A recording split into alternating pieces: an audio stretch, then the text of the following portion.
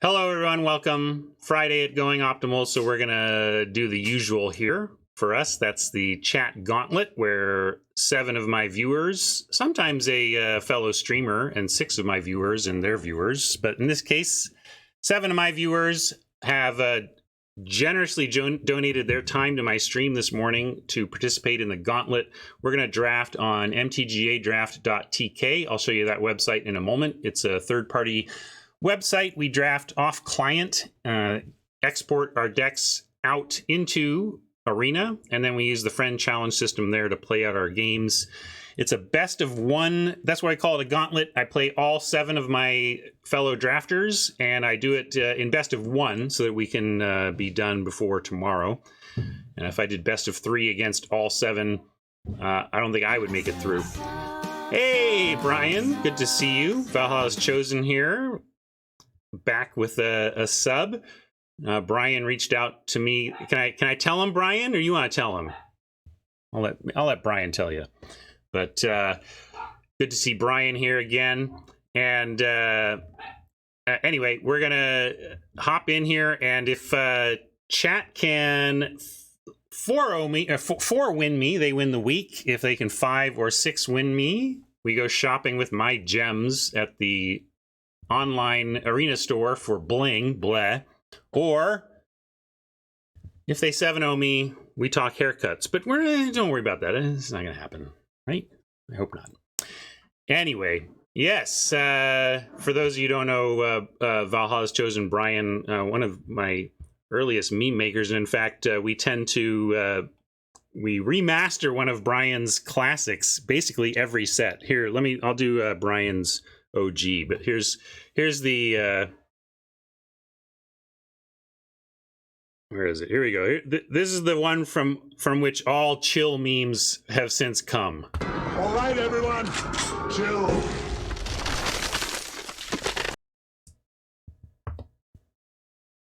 Now, Brian did mention his work on memes for this channel when interviewing, so I'm taking full credit.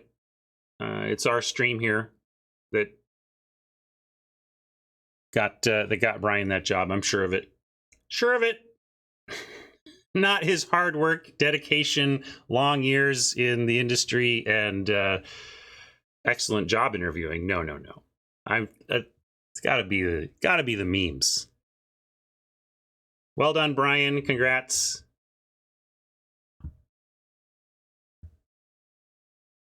Anyway, back here into this mode. We're going to kick over there, but I do want to mention my sponsor, CardKingdom.com. They are purveyors of your physical Magic stuff. They have not made me any memes, but they'll make your day with Magic cards if you need them. Anything you need, they've mostly got, or they are looking to buy. I haven't mentioned it in a while, but I heavily use their restock notice service because they go through inventory so quickly that almost any card you could name is gonna go through them at some point during, a year. Like sometimes it might be some weirdo crazy rare card, but almost no matter how rare, unless it's like bizarrely rare, you really can eventually get what you're looking for from them if you use the restock notice. I have my near mint Days Mercadian Masks foil was one that I was like, dang it, I got to get a foil Days, OG foil Days for my cube before the price on that one catches up to reality and goes insane. And they hooked me up with that. Took like 3 weeks from no foil near mint Days to foil near mint Days that I could grab. Boom, just like that. That's pretty good for like a card that narrow. Anyway, I'm yammering. I love Card Kingdom. Thanks for your support. Let's hop over to left monitor here, and I'll show you the sitch. This is our setup for yield draft. This here's MTGAdraft.tk. That's in the YouTube show notes if you're trying to figure out what this website is. But it allows you to draft with friends. There's 2-player draft modes. Don't think you need to find 7 other people. If you just find 1 other person, you can do some of the various 2-player draft options they have in here. and then use that, and then we export into the client and play. It's a great way to draft for free. If you all you need is wildcards, and it's a great way to draft in pod and with people you know. So it provides a way to play Magic on Arena that Arena itself does not provide, and that is one of the reasons we're here, because it's so fun for us to get together on Fridays and do this. So let's jump in. Hats are captain here, doing the ready check.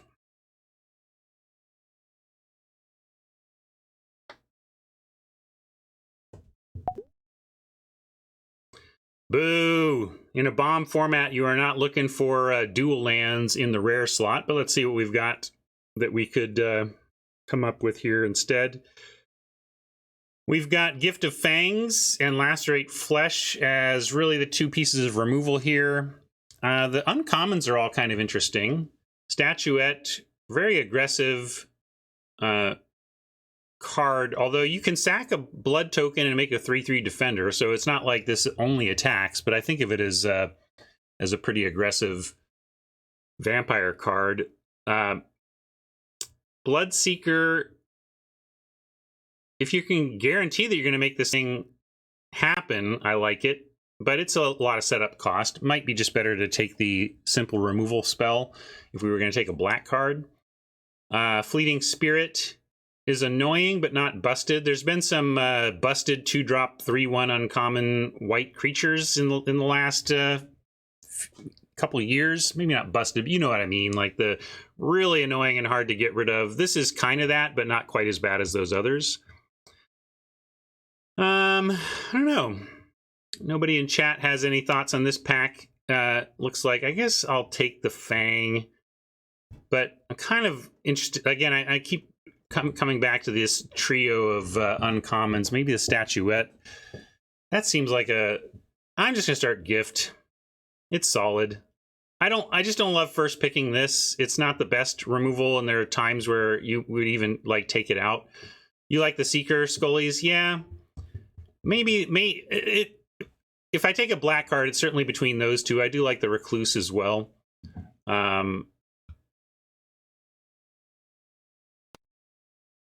But a little too much setup there. I'm just going to take the clean removal spell.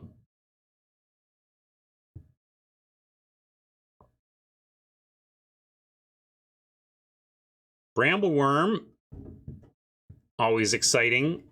If you can resolve that, somewhere to go. You'd like the Spirit.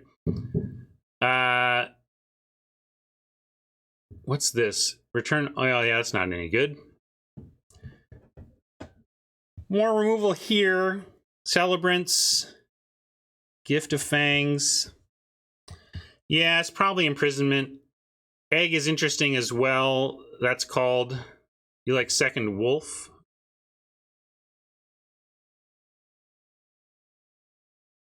You mean the Flourishing Hunter? Kind of tempted by the egg. You think the worm is excellent? I've seen it. It's excellent when you get there, I suppose. Yeah, there was a hunter in the last pack. I just couldn't tell if you meant that's what you would have picked last pack. I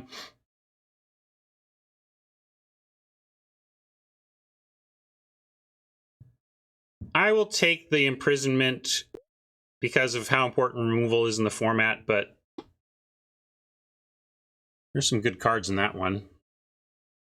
I'm going to continue looking for best card here.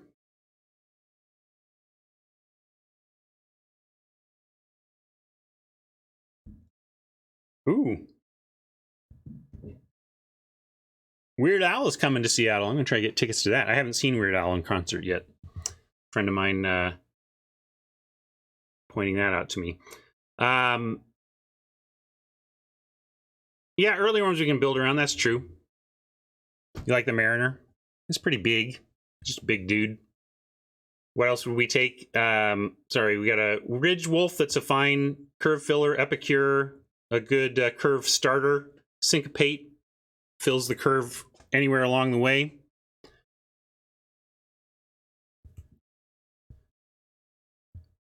A self-indulgent tour full of deep cuts? Sign me up. Any other thoughts? I guess my thought would be, is there a black or white card to take to stick to plan? But not really. I agree. I think Mariner's the best card here. I'll just take it. There's another one. There's another egg going around. Wow.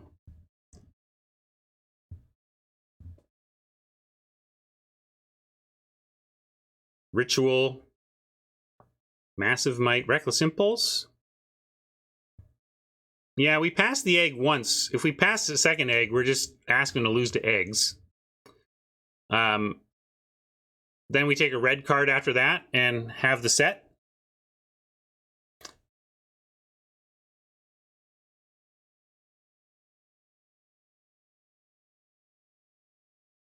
Media's not a fan of the egg and would take the Mariner. It is it does match something we've already got going.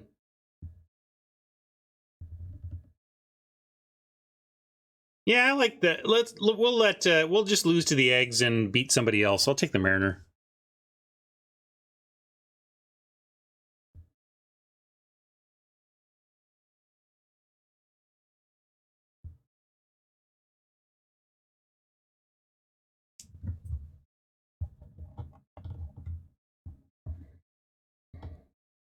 Not if we call it ahead of time.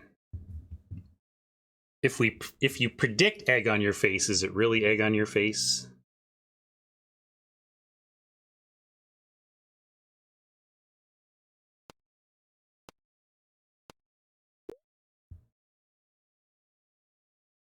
I have to send Alexis to the corner with Hat. I assume Hat's in the corner. It's usually the case. We can take the spider and wheel the eggs, right? The eggs are coming back. I've never really been blue-green.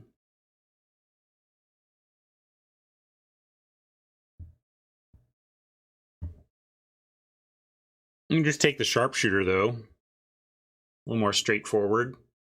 But if blue's going to be open, we could grab this. I don't know. Let's try. Why not? I'm going to do this.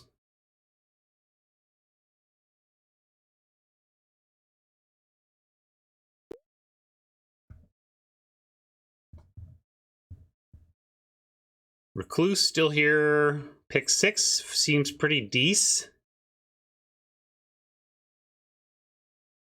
Survey. If we had, we've passed a couple of surveys. I expect maybe somebody will make the 7-drop plus surveys work. Take the. I don't think it's a real card, though. I'm just going to take what I still think is the best card here in the Recluse and see where we go. Totally playable. Maybe I should have mentioned it even as a possibility there. I still think it's so clunky that I'm not looking to prioritize it. But if I'm not getting the good black removal, the Grizzly is fine. It's 6 mana, but sometimes you got to do what you got to do. Well, this is our pack 1, pick 1, and here's a copy of it, pick 7. It just says a lot about probably the quality of this pack and the quality of our first pack. At some point, you have too many gifts, but that's not yet, so I'll take it.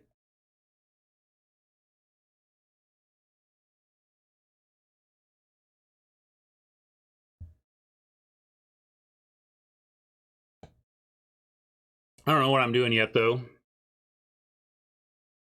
5 cards to green-black. Green-black is the heaviest, color representation. Like, a bot would be locked into green-black right now in our spot. None of this seems super relevant, but I'm going to take the Steelclad Spirit because we still could be green-blue, and that would be fine as a low end for what's going on there. I don't like either of these. I don't like anything else here.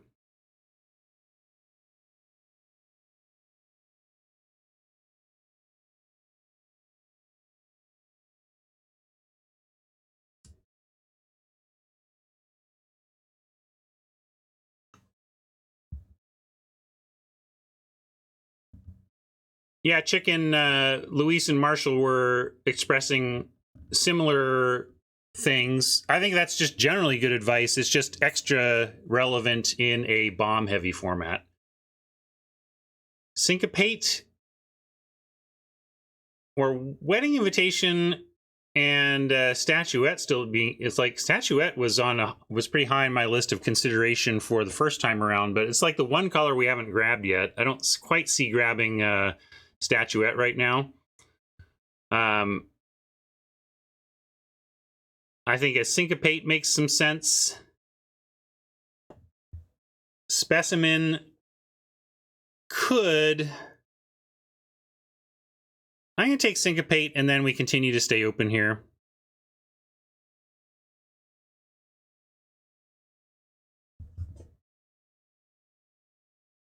It's going to be interesting to see what wheels. Celebrant's still here. That's kind of a signal to me. Yeah, not eggs, which is why I'm wary of like taking an Entomber here. I gotta take a Celebrant. I think that card's too good.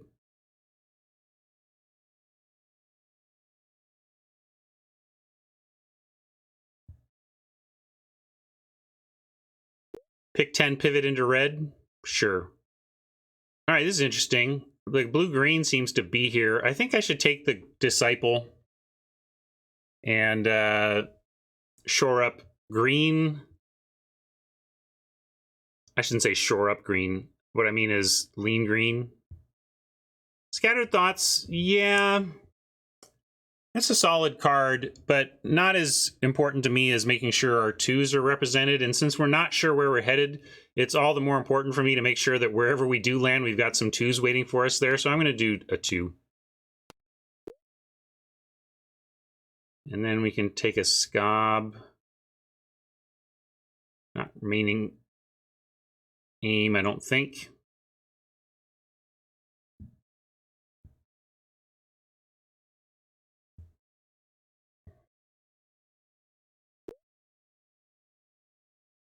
Survey.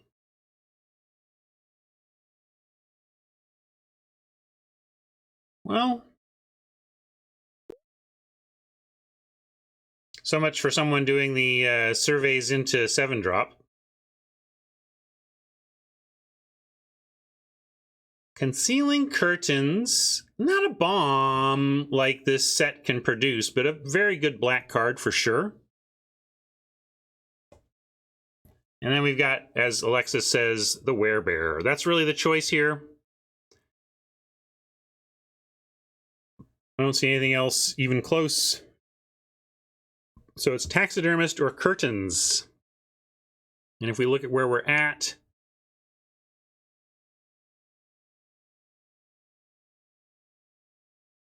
maybe it is Curtains. Taxidermist certainly, but I'm not looking to be a multicolored deck. We're just like we're probably not going to be red or white. So it's just this is what we're looking at, right? And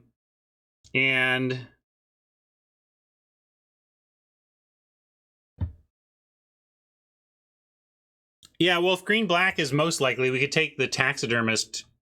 What? Because I think we're very likely to be green, but I think I'm going to take the rare.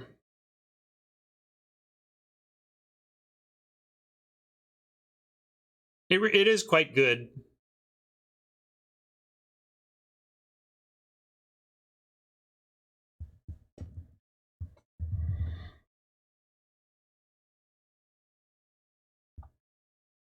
I know you're kidding about 5-color, but I'm not kidding about Taxidermist being a very good pick in that situation. Speaking of very good picks, how about real removal?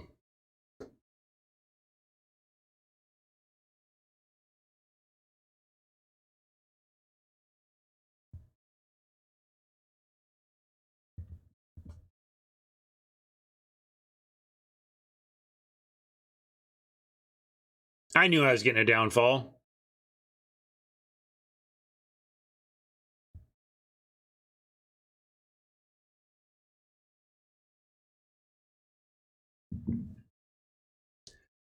think that's a place we could all be on the same page. I'm gonna cut the surveys for now. Evolving Wilds there. Graph Reaver. Why couldn't you be a good black rare? Well, if you were, you probably wouldn't be in the pack still, I suppose. This just feels... I got so excited when I saw black rare, and I was like, oh, that's why it's still here. It's that one. Kind of on Evolving Wilds here, since with our disjointedness, we may end up needing to splash. Nothing else in the pack is great. There's some good white cards, but we're kind of distant from white. And I'm not surprised the white is flowing because we saw none. We took the second pick Imprisonment. I just didn't say none. We saw the second pick Imprisonment, but then no white rose to go ahead and take that levels, suggesting it was being cut. And then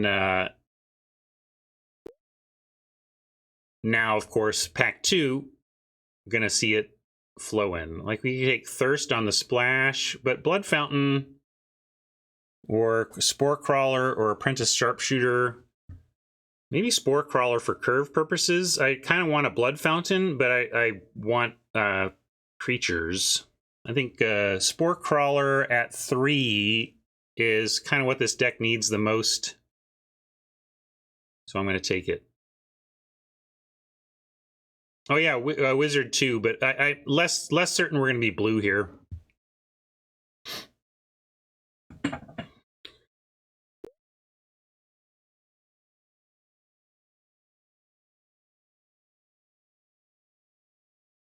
Courier Bat, Pointed Discussion gives us some card draw in a slot in the curve that's pretty light right now, and if we're not playing blue, we could use some card draw. So I think Pointed is fine.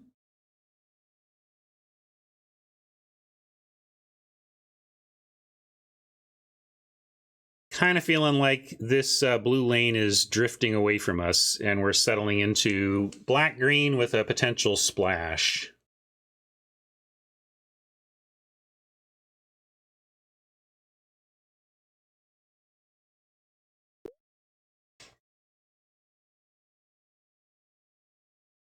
And just like that, some temptations back towards blue-green. We do have a Grisly Ritual, though. We could just take that.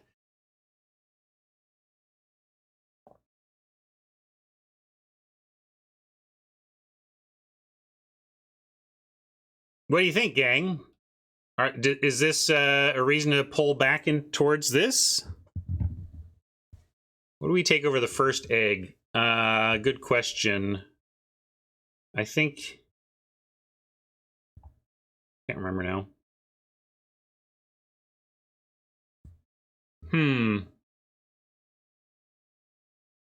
Gift? Is that pack 1, pick 1 then? I thought the egg we took was over something else, but tell me what to do. I don't know. I think the disciplined pick is to take Grisly Ritual and wave goodbye to the blue-green here. I think the green-black is coming together.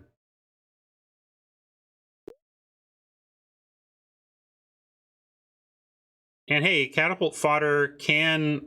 This is the deck for it. I mean, green-black is the color pair for it. We'll take it.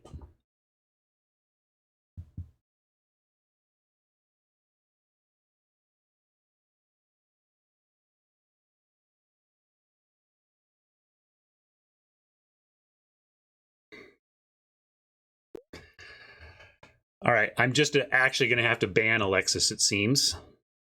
Toxic Scorp, another spider. We'd have triple spider, triple egg. Green eggs and spider. Green eggs and spiders. That would have been funny. Yeah, we could splash the Wrath. Sorry, I forgot about that. And we can cast the normal side. Yeah, let's take that. Sorry. I was thinking of it as a gold card that we couldn't do, but it's actually totally worth splashing because we can cast the unsplash side for value. Well, the Wrath is a splash, right? -2/-2 is not a Wrath. Another Pointed Discussion. Could be getting a little fast and loose with my life total. But I think this is better than anything else here. You like the wet? Are we really playing this? I guess we don't have any tricks yet. It's just not the trick I want. Yeah, you're right. I talk about it like it's one of those -2/-2 sweepers, but it's not. And that's going to cost me if I think of it that way. I'm going to take point of discussion number 2. But, yeah. Should we take this? Are we going to do it? Are we going to do it? I don't think we want a third Fangs anyway. Let's chuck some butts. John Laux, this is for you, buddy.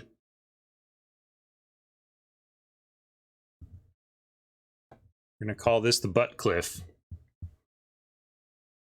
Mulch, look at our terrible 2s.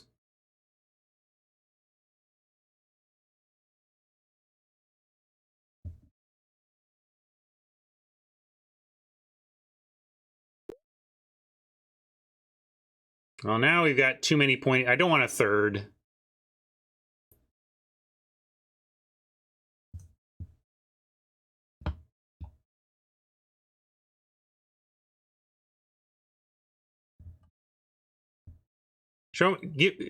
I don't trust your exclamation points, Rob. You got to stop trying to convince me with exclamation points and start trying to convince me with like 17 lands data. I guess I'll take this over anything else.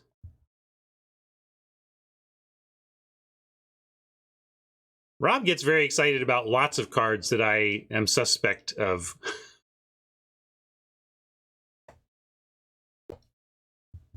Sometimes Rob is right, but it can be hard to see through all the exclamation points. Catilda, probably Busto, but white, not for us. What is for us? Blood Fountain? What a terrible pack. We've been really not getting great early packs.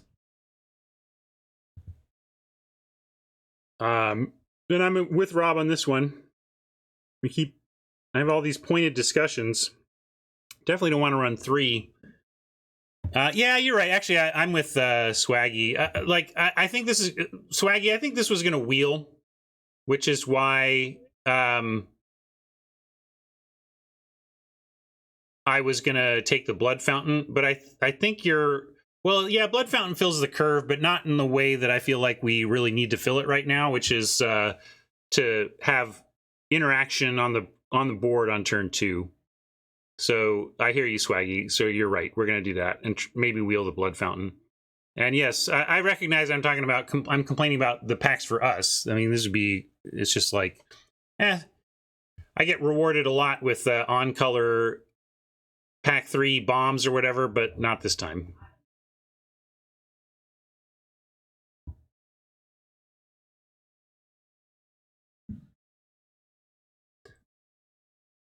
Arstall's on team chat today, I see.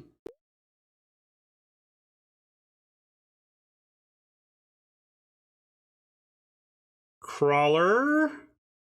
I kind of just wish it were another 2, but we'll take it. Suddenly 3 got really thick for us, but not necessarily with things I want to cast on 3.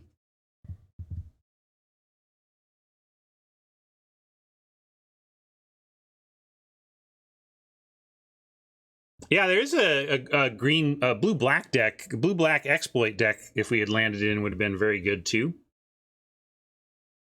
Yeah, I think I'll just take Crawler. Mind Leech to fill the curve over the Wolf Strike. Look at these cards laughing at us.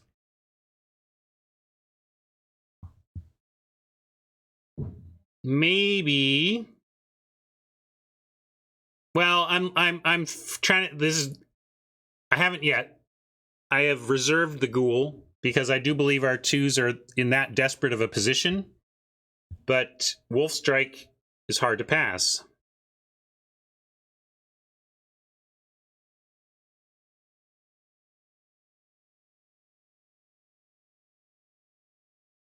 Yeah. I'm gonna go with the Wolf Strike simply because the double gift of Fangs, unless we're against Vamps, should help us with the early game, and we do have the cheaper sweeper.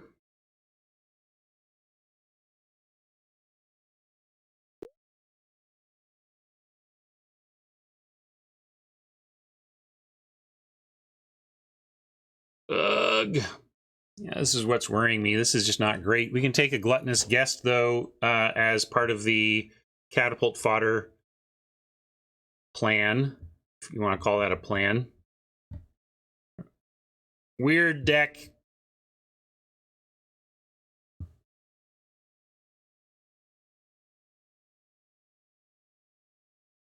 This deck is giving us all the finger.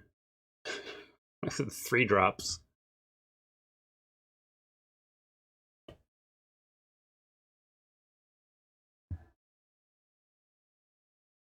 Man, I probably would run a mulch in this deck at this point.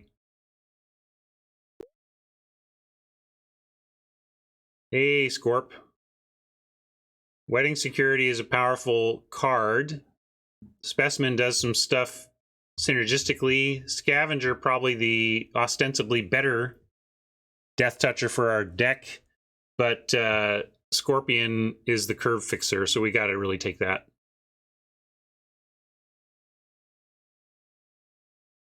Double Scorp with Wolf Strike, also nice.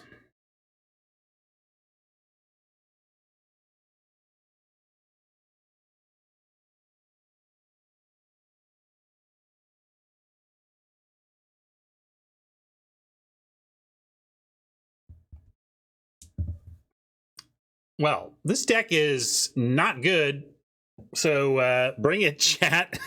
If you're going to get me, this is a good one to get me on. I'm exhausted from a tough week. Well, a good tough week, but a long week. How about a long week? Not even a tough week. It was I was kind of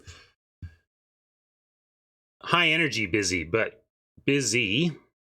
Yeah, now like our colors are like, I'm sitting here looking at a Rending Flame complaining about the quality of my packs. Maybe we just have to take some stuff to splash at this point. Look at this.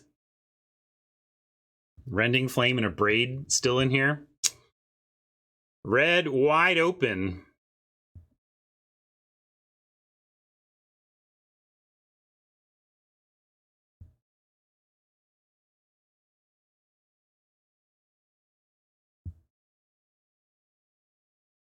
I might just be playing the Flame. We got our Evolving Wilds. Question is whether we're really using the Wilds to support this path. And we didn't get any of the 3-drop mana makers. Ugh.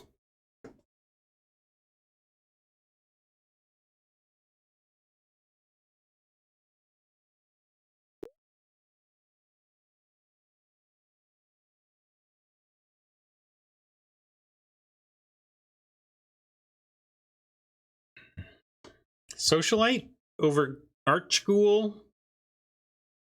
We just are so deep at 3. I'm gonna play this. Yeah, Flame over Braid, because if we play it, we are we'd much rather have this. We'd rather have 5 damage for 3 than 3 damage for 2, given that we're talking about casting on turn 8 regardless. You like Traveler? I don't like the Traveler. I feel like it gives them choices. I'd rather just have the Socialite. Am I wrong?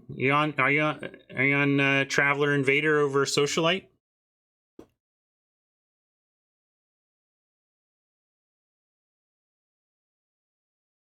I'm gonna go with my gut that the Socialite is where I want to be, but maybe I just am disliking that card too much.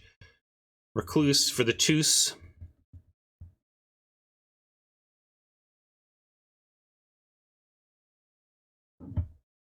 I'm not taking a guess when we're this desperate for 2s, Rob. Are you just trying to? I'm curious. Are you serious, or are you trying to get my hair? More explanation points without without you don't know. I don't know, Alexis. Rob's got strong opinions on some weak cards. I'll say that.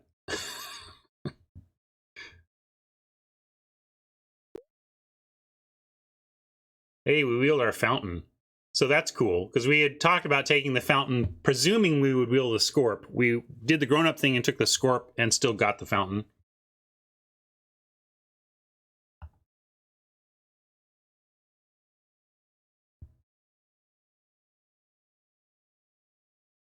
Stitched Assistant, still there. Repository Scob, Catgeist. So really, like, red was pretty open and blue was pretty open. Here's that mulch that we can play. Send 4 blue cards. Man, we had the lane. I mean, we could have. It was close. Drafting is hard. Magic's hard. It's all hard. What do we want to cut from others is really the question. Probably a Catgeist.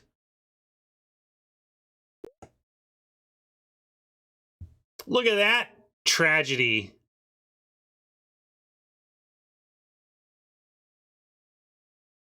Huh. Yeah, we'll take the sharpshooter. But look at that. Ouch. You think we'll see this? Is somebody getting this as a gift? Or is this just not being played? Is it too late for us to pivot to red-black?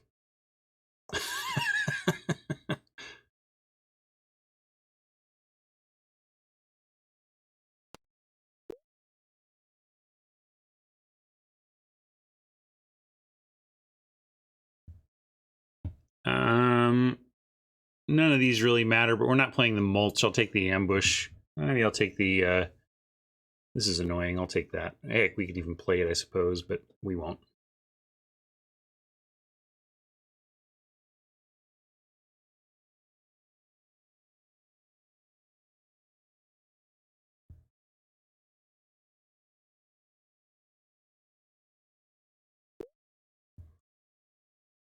Phew, got that bramble armor.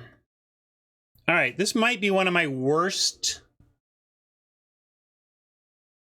Gauntlet decks of all time. Truly, this deck is terrible. I mean, it's a magic deck. It's got, uh-oh. And the guy who's going to get my wet leg tickets just texted me, sigh. So I'm not hopeful here. Damn it. Thanks for trying.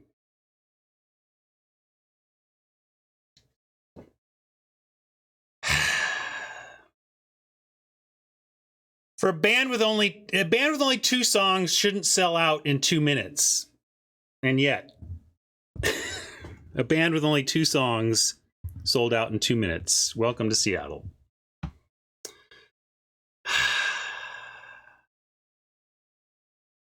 So, we're probably cutting the Rending Flame.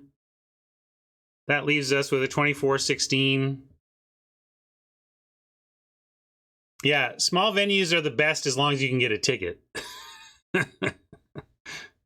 Yeah, I don't know. I recency bias gets you, right? I shouldn't try to compare this to all of my Gauntlet drafts ever, because there's been a lot of them, and I'm sure I've forgotten some of my bigger stinkers. But what I am saying is that I don't like this deck very much. Definitely saying that.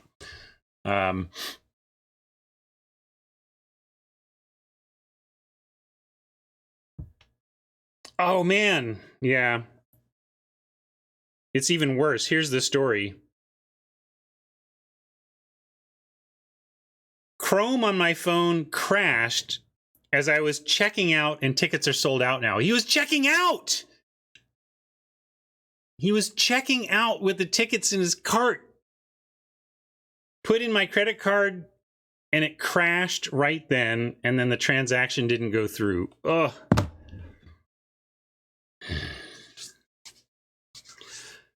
I'm going to see Wet Leg in 3 months, damn it. Hopefully it'll get moved to a bigger venue. If they're selling out in 2 seconds, they can move it to a bigger venue. All right, back to the real order of business. What's my hair going to look like when I find some way to go see Wet Leg?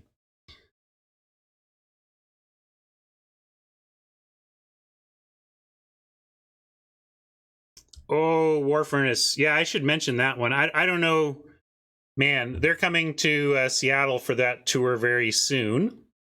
And I'm going to both nights. The New Pornographers are doing, this is kind of a thing a lot of bands are doing now. It's pretty popular. Go on tour and play your classic album start to finish. And the New Pornographers are doing 2 nights in Seattle, one where they're performing their first album, Mass Romantic, start to finish. And then the next night they're playing Twin Cinema start to finish. Twin Cinema is my favorite New Pornographers album. They're all great, though. I love them all. And I'm seeing both shows. I'm going with my daughter on the first night, and then with my daughter's son and friend on the next night. Yeah, the New Pornographers is an interesting band name for sure. One way to frame it is that televangelist Jerry Falwell, I believe it was Falwell, one of those big televangelists, called rock music and popular music the new pornography. And if music is the new pornography, ... But yes, in fact, the New Pornographers are my daughter's first concert, which is a kind of an awkward first concert. I saw the New Pornographers when I was 5. Yeah, well, it's true. In fact, all right, sorry, quick side story. My wife is old friends with Nico Case. They're good old friends, but they haven't stayed in touch in the way, like Nico hasn't really been a part of Margaret's life in the past 15 years in a direct way, but they used to be super tight. And early on, early on when Margaret went to more shows, Margaret doesn't like to go to shows as much right now. Here, I'm gonna hop here even.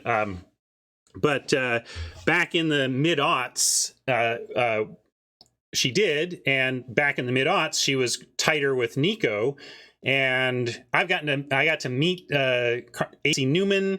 I've been backstage at a New Pornographers show, and in fact, that's why it's my kids' first concert. When they were respectively 5 and 3, we saw the New Pornographers at the Showbox in Seattle, and we had backstage access.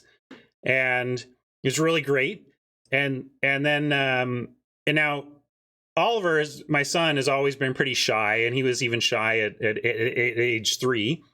And my daughter has always been very outgoing, gregarious, and quite the show person even at a young age. And my family loves the Bleeding Heart show. I'm not going to tell them speak for them now, but certainly at the time, Bleeding Heart show was their favorite New Pornographers song, and it's the song they tend to close their shows with. So we're on the encore, and they're gonna close out with the Bleeding Heart show, and Nico invites my kids on stage to dance, to like sing, and not with a mic or anything, but to sing and dance to the Bleeding Heart show with the New Pornographers on stage at the Showbox, with them being at 3 and 5 years old. And Clara is excited. I think I'm holding Clara, I can't remember exact details of what happened, but Oliver, when asked if he wants to go on stage, like buries his head in my shoulder and is like, no way, like he's not interested. Clara is super interested, but immediately like bonks her head on something. Like she hits her head hard on something and starts crying. And so I got Nico Case like beckoning my children to come on stage and dance to the finale of this New Pornos show. And instead, my son has his head buried in my shoulder and my daughter's crying, tears down her face. And they actually paused for, we kind of caused a little lull in the show as they were trying to see if they were going to happen, and they're like, no, we're gonna move on, and they played it without him. And that, so it was Clara's lost shot at glory. She was all set to go dance to the Bleeding Heart show, and instead bonked her head, got a lump on her head, and a funny story after the fact, and gets to explain to people that her first rock show was the New Pornographers. There you go. All right, story time over. Aside done. Thanks for your patience, everybody. Had to tell that though, right? Come on. We're talking music, concerts coming up. That being said, check and see if the New Pornographers have hit your town yet. If not, you won't be disappointed. They're so good. They're so good. Check them out. And we are one cut away from being done with our build anyway. What do we like here? We're at 15 creatures currently. Yeah, I want to win with 13 to the face once, and then I can go 1-6 today with my one win off of a 13 to the face, and I'd be I'll be happy. If we could start with that, and then how about I start with that win, and then you win 6 in a row? That would be great. Let's do that. But what are we cutting? Not any of my early game. I want both gifts, Blood Fountain, Concealing Curtains, all of our 2s. Probably something in 3, right? Seems reasonable. So like a pointed discussion. And that's really seems like what it is. Like it's like that, or a sharpshooter. Sharpshooter seems fine. And we don't have a lot of flying defense, so seems actually kind of important. As I like to say, I really don't like having to use my hard removal on flyers. It's very nice to have things that block flyers. So then I guess we're on discussion, right? End of the discussion. The answer is discussion. Let's export.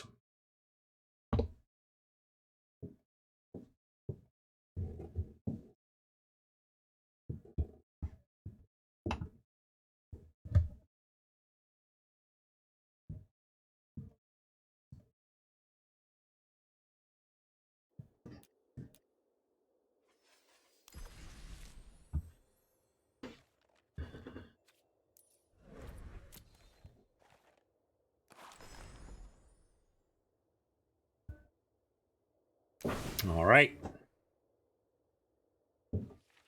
Let's see what blingy stuff we've got. Lotus sleeves for Mama.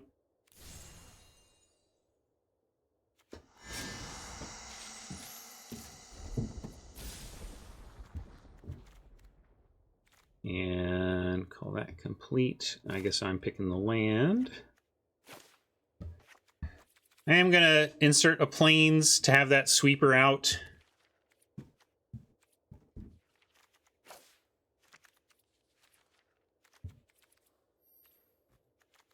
One reason why I wasn't even really considering 16 land, we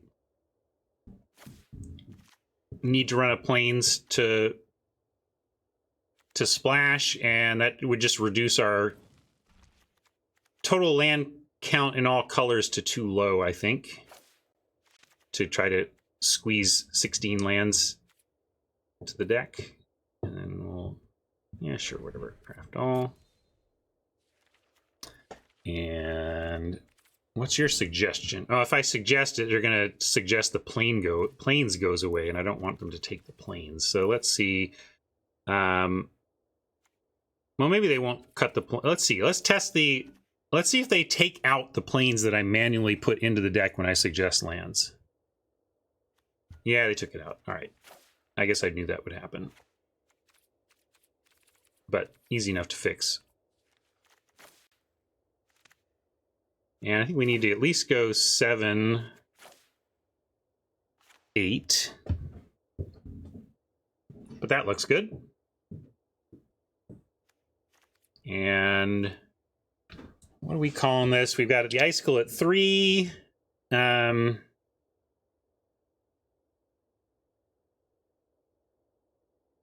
Something about butts, though.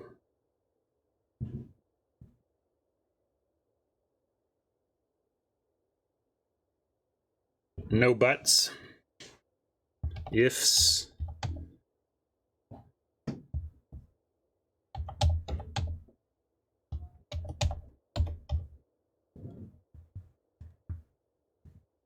I'll do this. Just ifs and buts.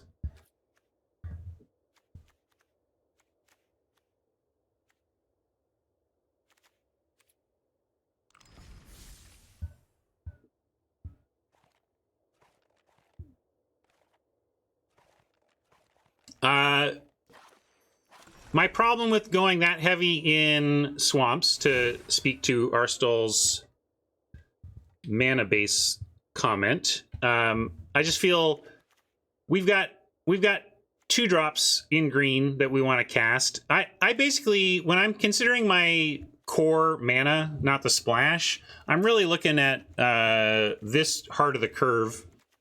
And if I've got anything going on at 2, it's tough for me to drop that low on that color. I think we really want to cast this stuff on time. And if Path of Peril and Hero's Downfall are a little late, that's okay. Like, these still have utility while we're waiting for that second black. But we do not want to be waiting for our first green with Toxic Scorpions and Disciples in our hand. So that's why I'm doing it. I very, very early curve focused, despite the dominance of black in the deck overall. We are splashing the alt cost, the cleave cost on the rare. We have a rare 3 mana, 2 CMC destroyer, but if you pay the cleave cost that contains white, you just get to destroy everything. So that's what we're doing. Who is up first? Tron. Tron likes to get it out of the way. All right, Tron. Good luck, except go ahead and lose. You lose. You lose. Oh yeah, if you come up with a better name, we can switch it. But we do have a butt joke, so I don't know what else you want, really.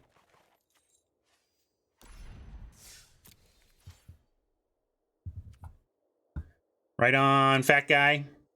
That's what we're here for. If I can't explain myself, I at least need to acknowledge that I'm just casting spells or making stuff up.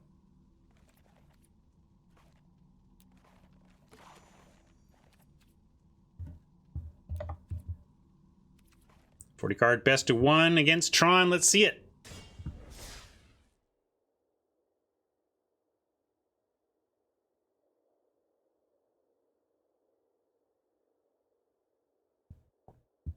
No snap pairing. How we doing, system?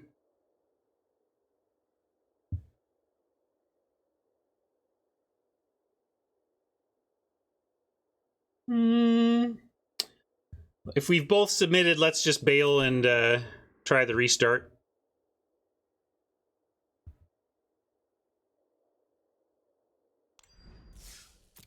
Good old restart.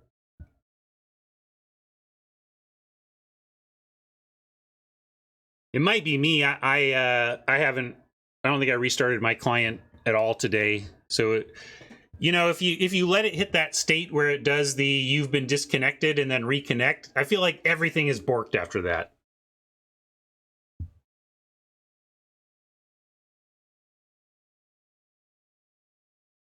Can I just say that I love that borked is part of the English vernacular because of a failed Supreme Court nominee?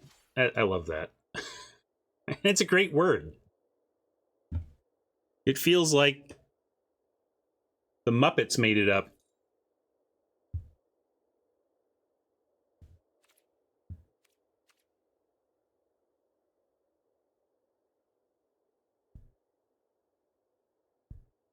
Yes. No Swedish chefs.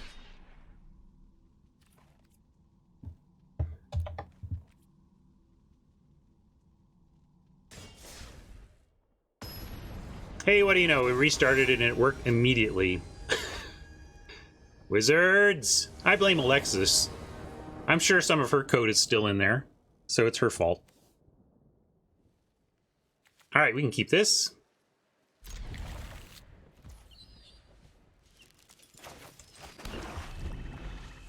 We got Recluse, we got a Blood Maker to flip it.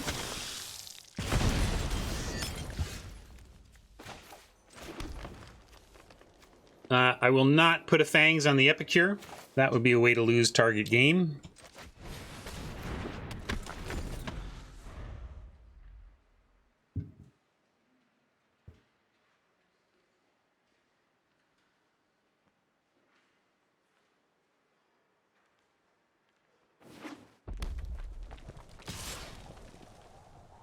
Yeah, it's funny because that's not how I would use Bork at this point. Right? I don't think that's... It just kind of means effed. He borked it up.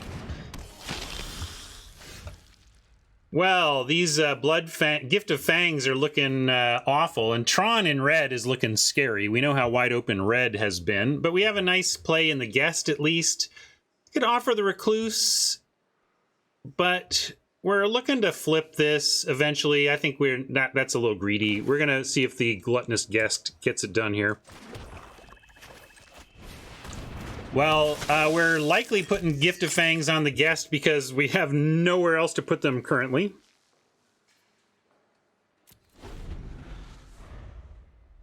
But next turn, cracking a Blood Vial to get rid of one of these to flip the Recluse, and there we go, not working properly. That's exactly how I use Borked. Exactly how we just did use Borked, in fact.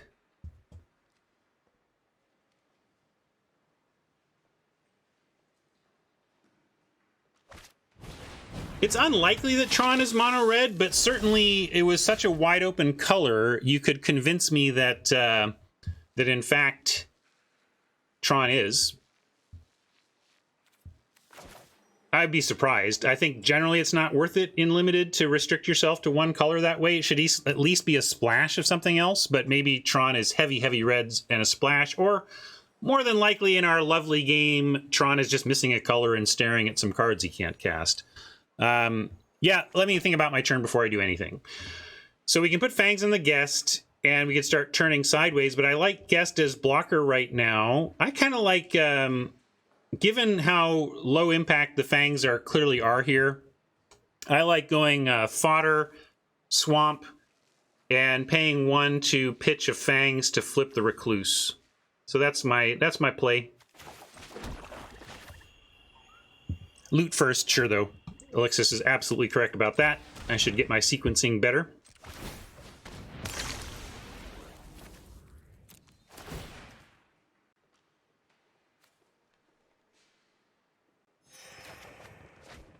I mean, what isn't a better blocker at 6 toughness? The thing is, it doesn't need to be a better blocker right now, unless Tron has tricks. And I like making the 3/6 Guest after the dust has settled a little bit.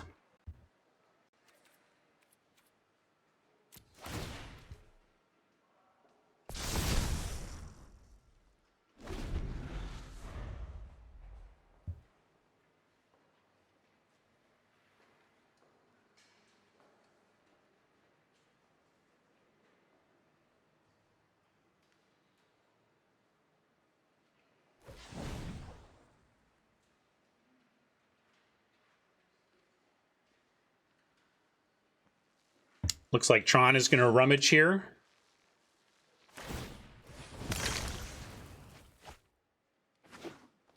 There's Tron's second color. As expected, it was not mono, it was stuck.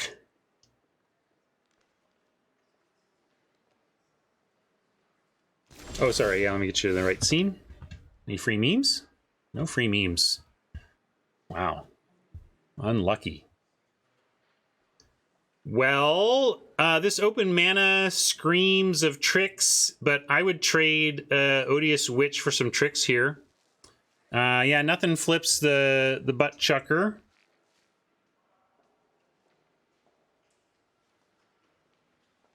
Have I missed? Oh yeah, sure. I should at least. I can give you the meme now. No, I should. Let's just give it. Let's just play it.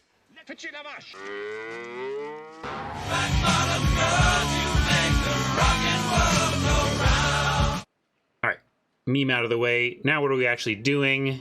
We could go hook up the gift on the guest. You can go gift on guest, send witch and guest, and then drop Mariner.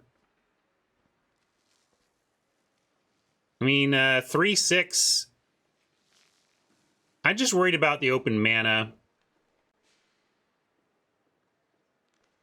But really, Gift of Fangs is likely to land on the guest without... Yeah,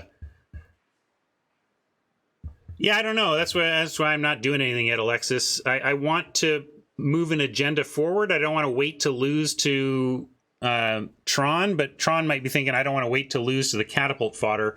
So yeah, I'm just gonna go. I think we won't do any gift play this turn. So then the question is, are we offering Witch for whatever Tron's got going on? And since it doesn't contribute to the whole butt plan, I'm gonna do it. Just talking through that.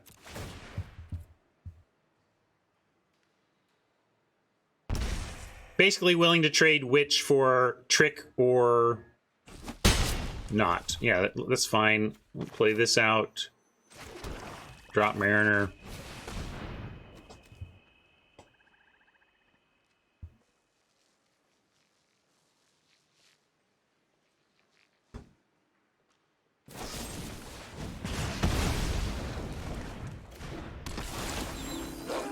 Tron, the recipient of all those 12th pick of braids and whatnot. Yikes.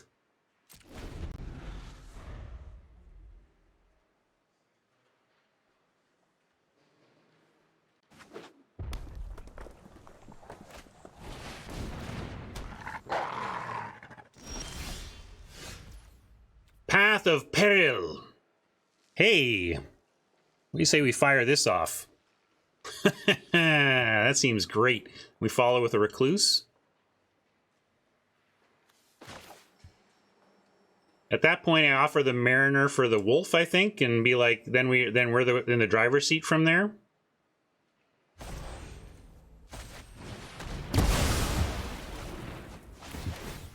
Oh yeah, we could Fangs the Wolf. And then, yeah, let's do that. Yeah. It's fine to just reduce the Wolf here.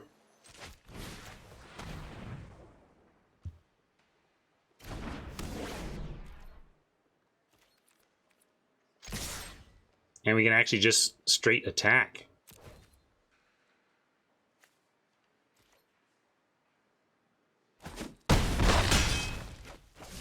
You don't want to play this. I'm sure Tron didn't want to play this either. But at the end of the day, that's what the vanilla test is trying to get across. Like, hey, in today's Magic, you want more than this out of your 4-drops. But also, it's not an embarrassment to run a 4-powered 4-drop with no downside, you know? Right? It's just not impressive by today's standards, but it's not embarrassing either. That's kind of where I would land. Nice follow with Tron. I thought we really had Tron on the ropes, and now I'm scared of the Watcher, of course. That being said, no blocks on the Mariner unless they double block. And, oh yeah, I was too busy talking about the other one. I didn't notice the Ridge Wolf hitting the battlefield. Here you go.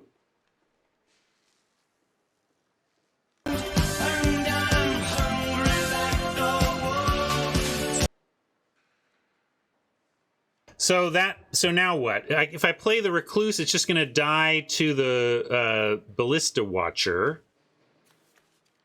Again, fodder does not really care about the Mariner. That's true. Flipping, that's not the best. I'm going to send the Mariner, though. It requires 2 of their creatures to kill, so... And they're at 10. That seems fine.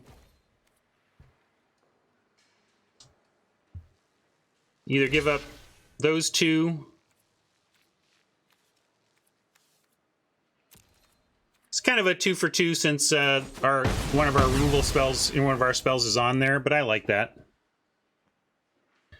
And then yeah, like it's still either let it flip or play this and it dies. None of those are particularly appealing. But I guess I'll do this and tie up Tron's turn. And leave the Watcher tapped for at least getting in for 2 if we want. Not great, but okay.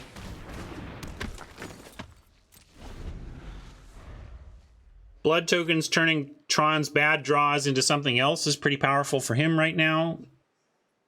Thus, the blood tokens having risen in value, in my perception.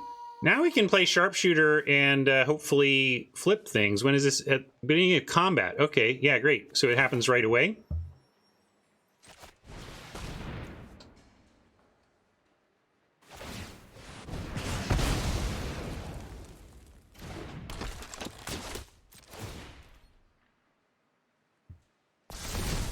I like big butts and I cannot lie. You're gonna see them fly.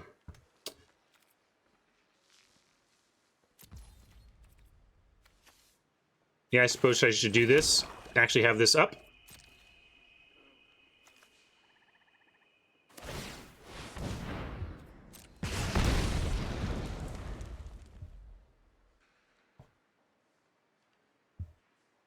Yeah, I think so. Because it's any other creature.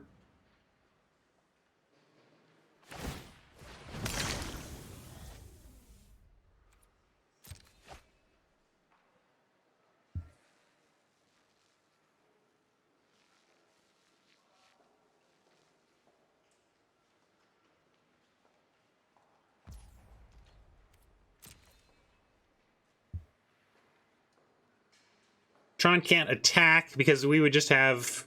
Well, Tron could attack. Wouldn't be lethal, but his captain doesn't have defender or anything. We could just attack for 2 at some point if the coast was clear. So, yeah, I like starting with chucking the guest.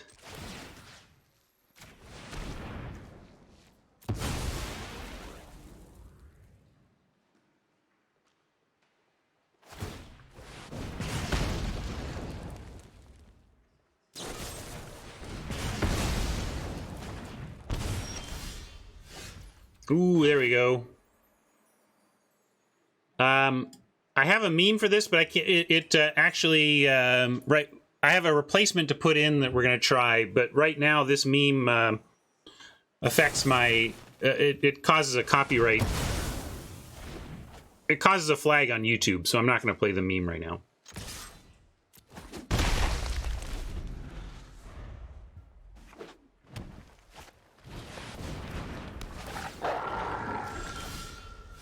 There we go.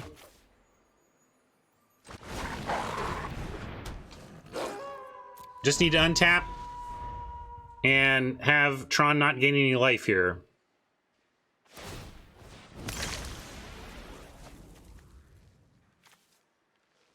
Exploding Tron. Yes! The hair is safe with my scarily not great deck. And we chucked a butt to do it. I got my wish. It wasn't chucking the butt for 13, but I'll take chucking a butt for the win to start off the day. I do my hair toss, check my hair's still a little bit wet. I don't think this is going to be the best hair toss ever, but we'll try to loosen it up here.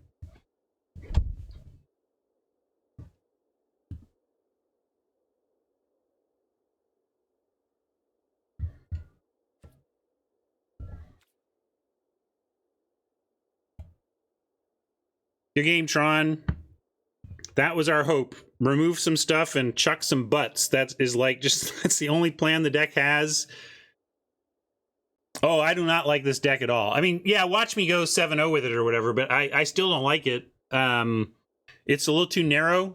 You didn't have an answer to the win con, but I feel like if I'm not chucking butts successfully at your face, I just don't know what we're doing.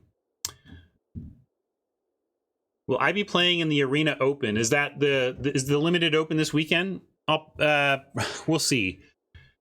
The thing with having gotten through my big retail push is it's not like it has left me with nothing to do. It's just left me now able to do all the things that have piled up since I was ignoring all that stuff.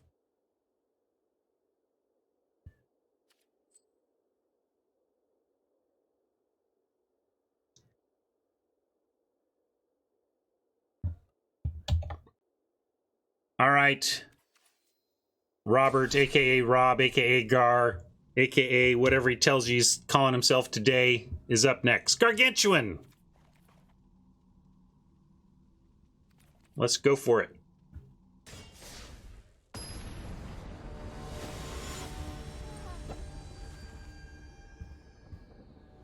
I will do at least one. There's no way I'm going to not play in the Arena Open and try, but it's pretty rough weekend for me for them to be doing an Open.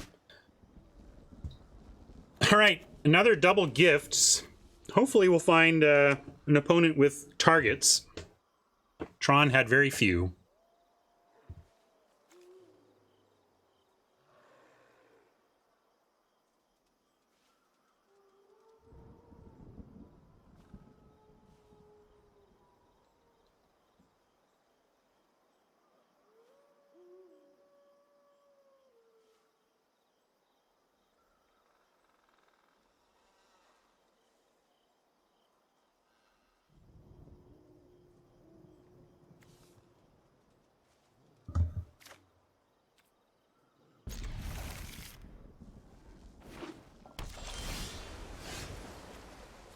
You mean, did you miss the end of the game, Arstal? We won via butt chucking at the end of the game, yeah. We chucked a few butts and that was it.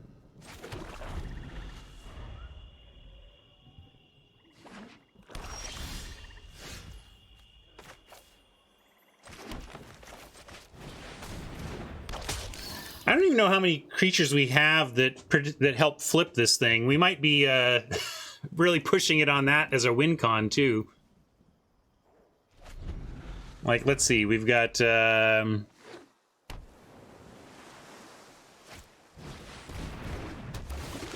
Guest, Sharpshooter, and Phalanx. Yeah, for a game plan that needs 3 of a thing, we've got 4.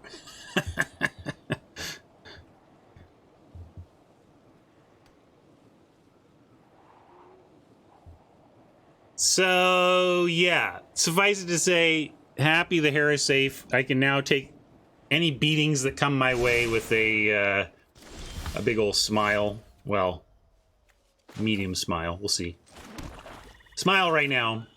Well, we have attacks into the egg. Suck it, egg. Ha! Block that. It is true, Rob. You were desperate for guests.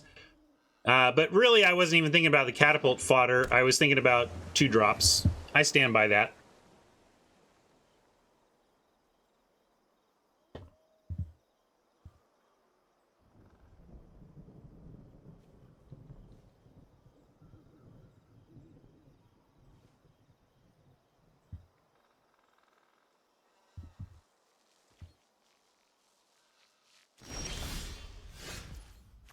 You just gotta draw your guests all the time, and that's fine. All right, I'm gonna start with an attack with the Scorpion. No need to send the catapult fodder since the block is automatic. I will give you that awesome meme, though, again.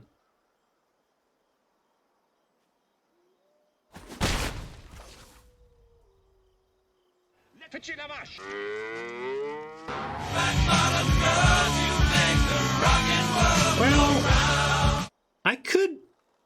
First, I should play a land. Well, I guess if they have Syncopate, we're syncopated. We can't stop that. But we could play a basic to actually rummage. And I don't hate that given our land sitch. But almost in that case, I'd rather still just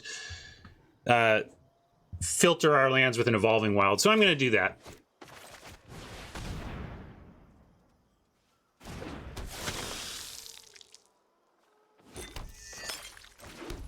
Also, we can get our planes to have the Wrath draw online.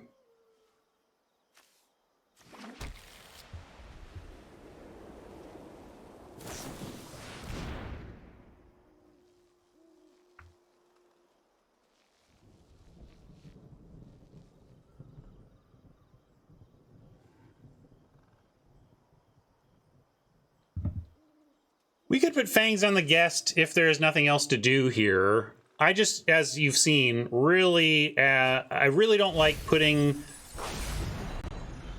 positive auras on my creatures early in a limited game. I like to do it later when I feel like the removal has been used.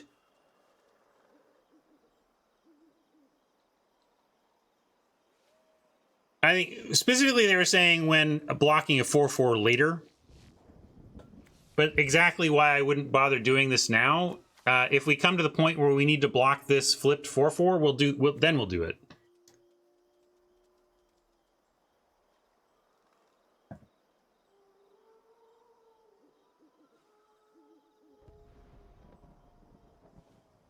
We're just going to casually draw our sharpshooter for the butt flip anyway.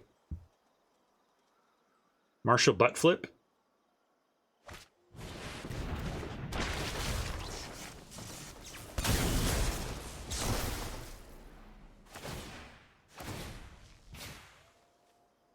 Yikes!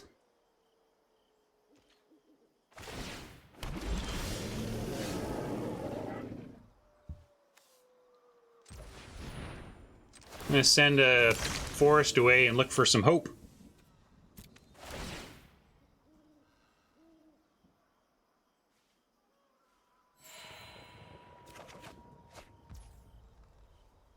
Spore Crawler. Yeah, we could double gift. Do we need to double gift? I'm not... I think we're getting too worried too soon. This is gonna be the thing that kills us. Because, I mean, if we 2-for-1 ourselves to get rid of one thing while they're... effectively getting, like, you know, heck of a value out of this. I am going to... I'll just play the crawler for now.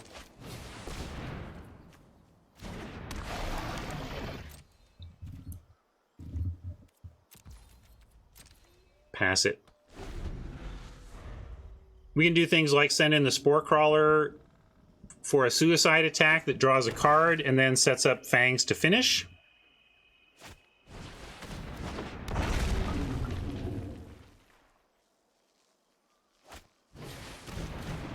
Make a 5/8. That's true.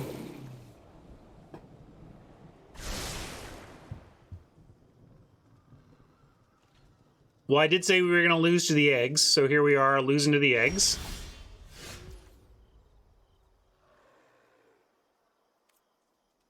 Lots of memes to catch up on here. I love the Drake one, too. Better play that.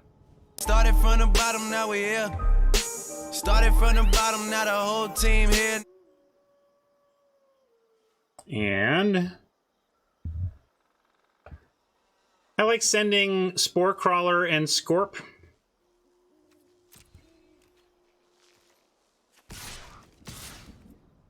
Nothing too suspicious about either of these attacks, but the gifts give them interesting outs.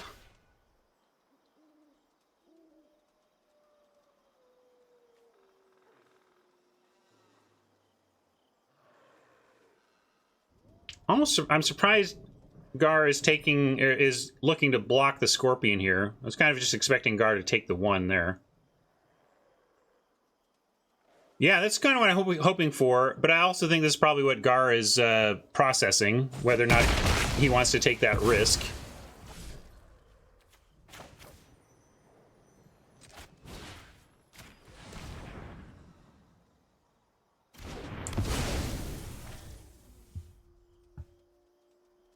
So we got that. Had to try, I thought. Worked out.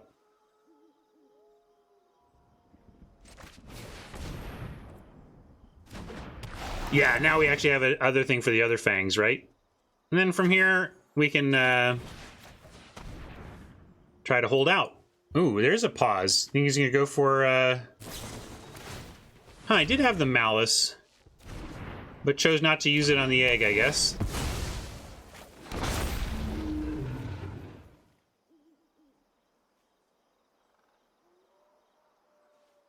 Or the Scott... Yeah, We'll have to ask Gar about that one. That's true. Gar was just like, I'm going to make sure my Drake lives and then win through the air.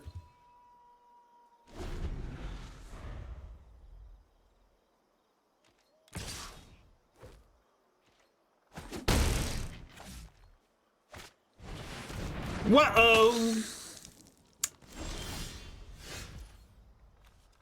Hey! Not over yet! Not over yet!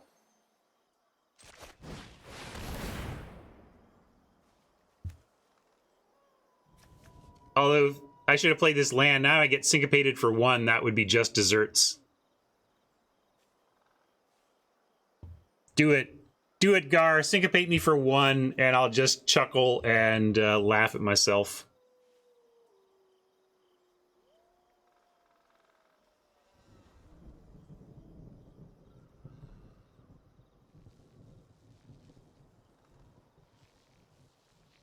Oh yeah, if I get synced, I'm going to play the land and say oops. That might be enough time. I'm not sure if we can come back because I need to play this. It has summoning sickness, and then we got a lot of turns before we can successfully get enough to the face, I think.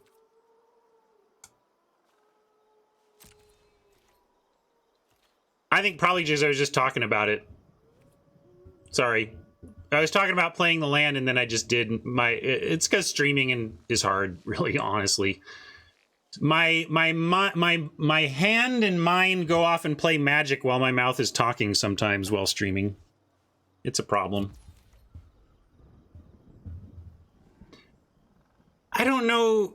Maybe I was supposed to, but I'm figuring Gar's going to come at us, and we'll do the aggression with Spore Crawlers next turn, I think.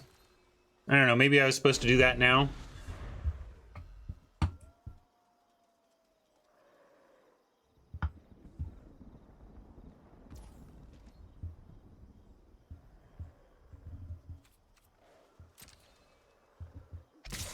Right.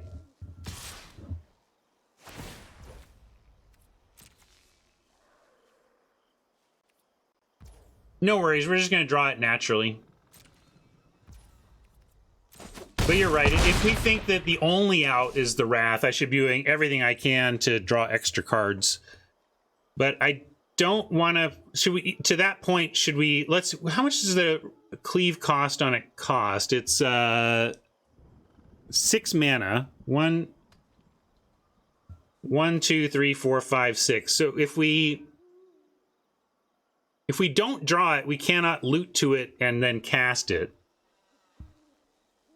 So it's possible. What I'm thinking of is now, do we just send away the catapult fodder? It's not going to be in time to chuck the 13. So if we're desperate for the Wrath, we should go looking for it, right?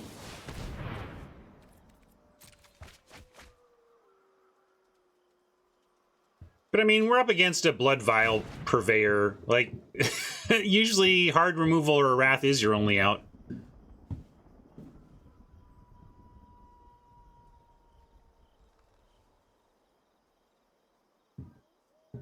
Yeah, that's another point. I could have pitched the blood before damage and saved a point of damage if I was really into giving up the fodder here. Interesting that now a Wrath isn't that bad for Gar because he ends up with a 2/2 zombie in that case. I am feeling like Wrath is our only out, though. So I am going to pitch the fodder. It's all we've got is Wrathing now. So we should dig as fast as we can, and that means using this mana here, I think. Yeah, downfall is the thing that if we find, we're like, oh, too bad we don't still have the fodder, because maybe we can still get there. But I think we desperately need one of the two anyway, so might as well. And now it's send crawlers, leave the rest back.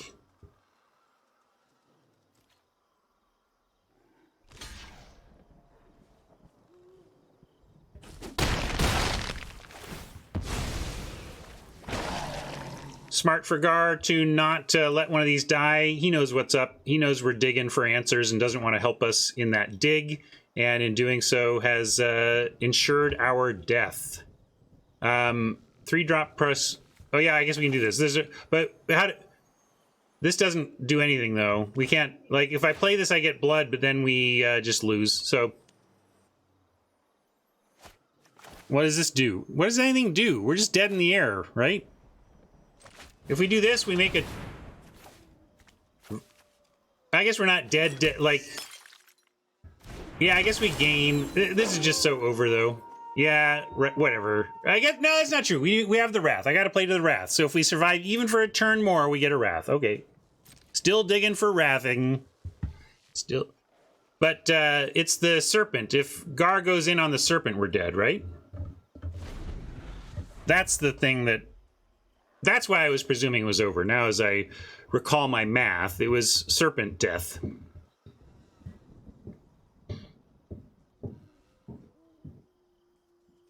But possibly by not scooping, Gar might fear that we've got something to survive and might not go for the all-in play. Yeah, that's why we're making... And that's what Rob is almost certainly doing right now. Deciding if it's safe.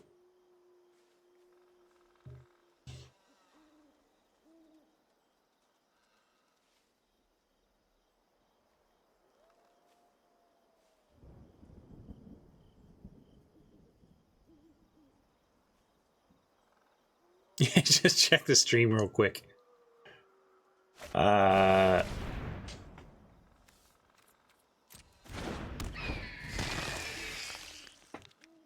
Don't do it, Gar. Don't do it. We're gonna... Don't! No! Dude! Don't do it!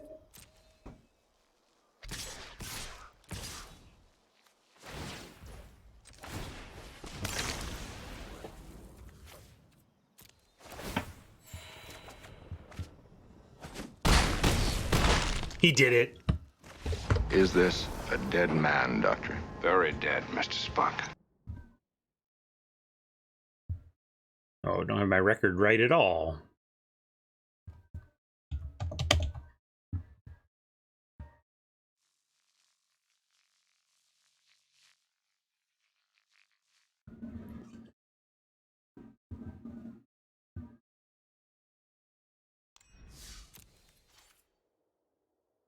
Yeah, that was the plan. The plan was to lose to the eggs. Plan complete. Actually, my plan was to win the first game and then not care. So, plan ongoing complete. Well, you know me though, I care. I want to beat you all every time I play. Gar got me there though. Good one.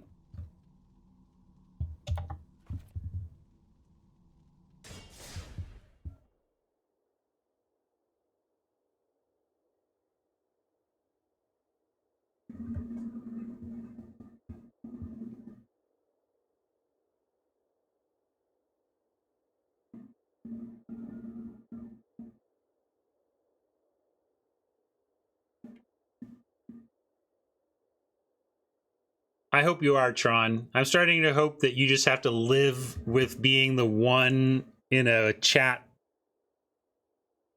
6-1.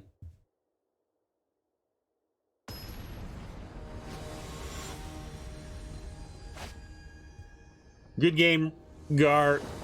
That card's a beast. What are you going to do? It's supposed to be in my deck and ended up in yours instead. Oh well. Interesting. We've got Path and the mana to clear the world, but we also have a pretty good aggressive start. We're obviously keeping. Question is, are we going to try to rope-a-dope in any way?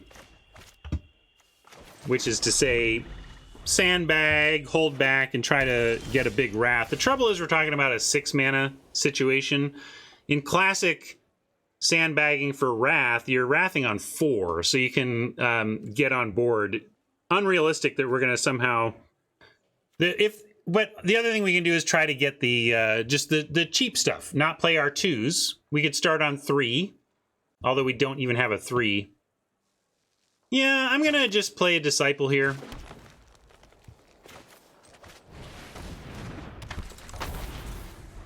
It basically means I'm not doing this unless Oppo starts to interact with my early stuff. Then we might.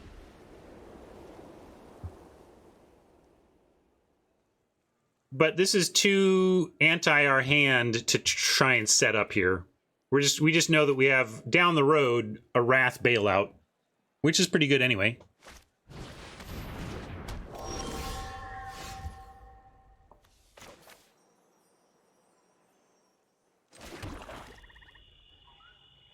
Recluse pumps the Disciple and allows an attack, but then there's a crackback for 2 more. I am going to Scorp it here. And then the Disciple still has an attack. Hey, look! Scorpion setting up an attack. I acknowledge this. I know, but the Recluse doesn't have a block on the Ancestor. Scorp does.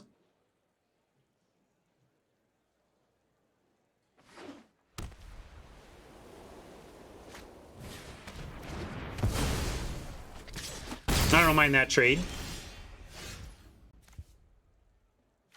Now we're just going to drop some beef and see if that's enough.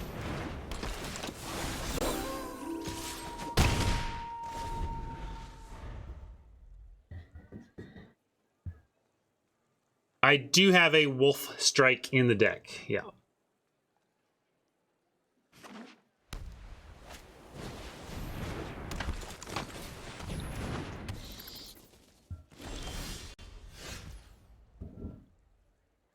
All right.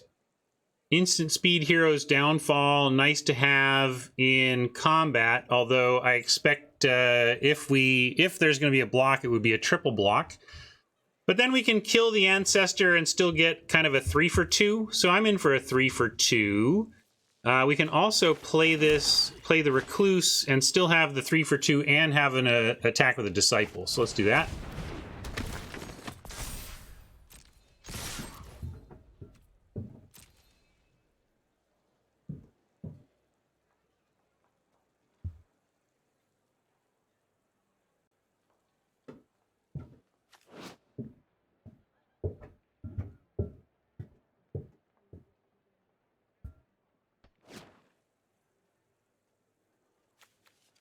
Yeah, I'm not worried about the bystander at this point.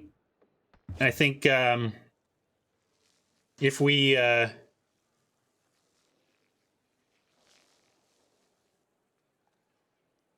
just like, no matter what blocks Drakus comes up with, we've got something to do about it.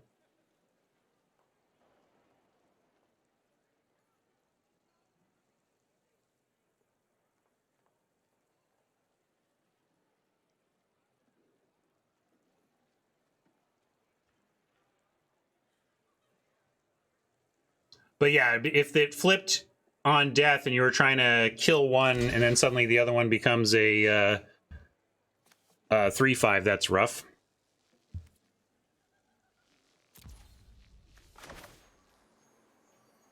Can do either one here. But I guess, wait, there might be a superior, right? Because it whenever this or another, so it doesn't even matter. Either one does the trick. It says this or another, so it didn't... Oh, no, yeah, no, it was right. It was, that's what I was trying to figure out, and then screwed it up anyway. Classic Ryan. I tried to think it through anyway. Normally, my mistake is I don't even think about it. At least that time, I thought about it and just screwed it up. One step better than not thinking about it at all.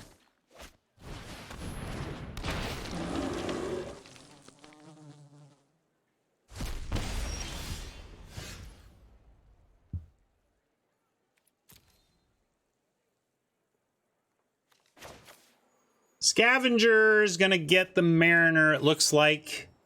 Maybe we hold the green here. We don't have any, we're not looking to double green anything, so we can hold the forest for the Rummage. And just drop Socialite. That's true, I did stop the lifelink. That's a great point, Martin. Scott, thank you. Yeah, a lot of stuff. So that's the thing I didn't think about. There we go, we found the thing I didn't think about.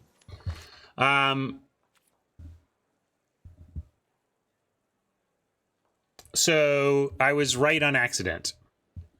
But again, the real thing is failing to see. So I may have done the right thing, but I didn't see clearly. So I'm not proud of myself.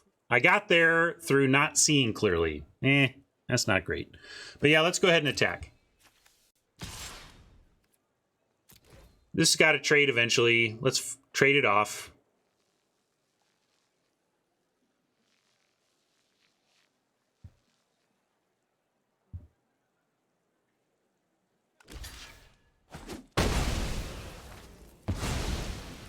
Yeah, I've said on accident most of my life, so maybe it's a West Coast thing. I'm a lifetime West Coaster, except for the times I've lived away.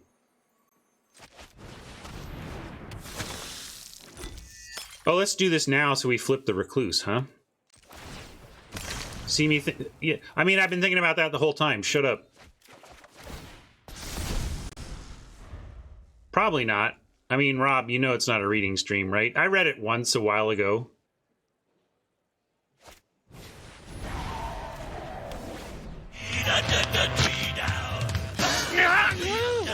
Oh no, please!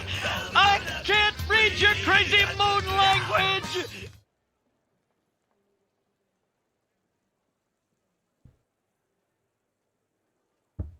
Yeah, we got a nice gift target now.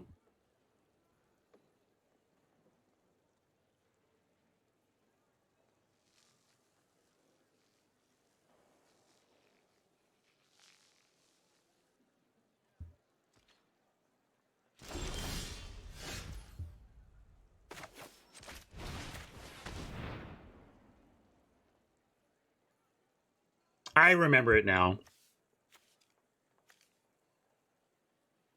It's all good. That thing had to trade for something.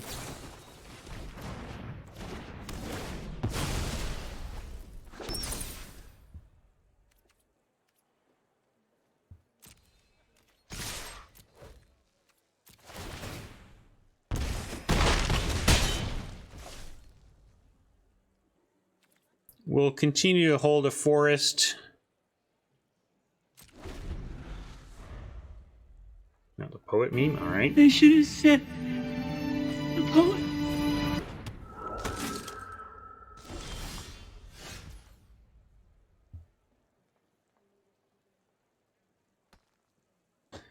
Ooh, is this another spot where Toxic Scorpion's ETB matters? We can put it on the Disciple, and then that does indeed matter. So let's do that. Anything else to be done? Nah, like, I can look at the path. That kills this and this. It leaves our Socialite and the Bat, so that's not... I guess leaving Socialite and the Bat, we are ahead in that situation. But I think... yeah, where do you like it? Do you like... I think we like it on Disciple, and if they block...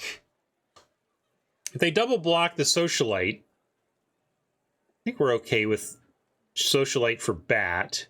But we could also just throw it on the Socialite and then leave the Disciple back. Yeah, I like at 9 enabling everything to attack, especially with the Drain. Let's do that.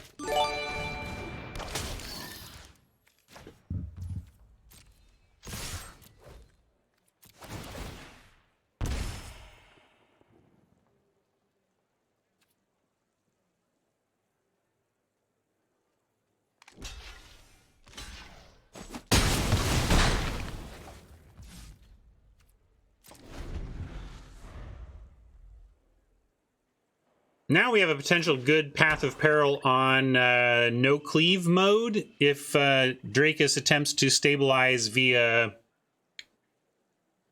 2 CMC or less. Honestly, it's been a little bit above 5%. I'd say since we talked about that, I think I was on under 5%. Now I'm on, if we're talking about, hey, there was an attack here I didn't have and now I have it.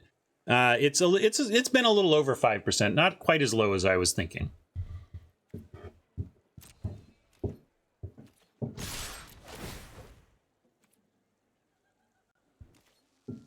Kind of expecting, yeah. Oh, I was expecting destroy target attacker, but I mean, at 6 mana, they could do it without the attacking even, so whatever. I still think it's under 10%, but I'd give you between 5 and 10. That's my current guess.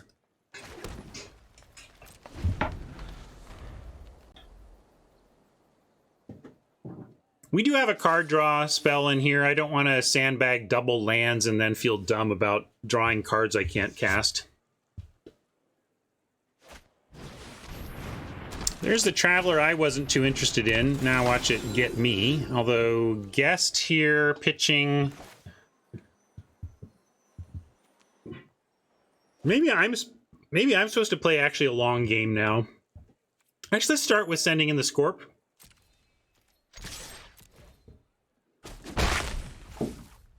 And yeah, now I'm kind of like, let's see if we can get there on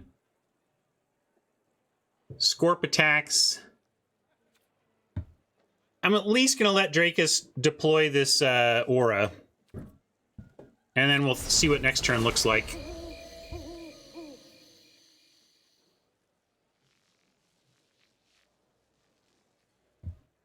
We'll decline to sacrifice, let that... Although, yeah, I'll decline. It's a little too telegraphed if I just randomly let our Scorpion die. And also, again, we might not even want to do the Wrath if we feel like the Scorp can get there.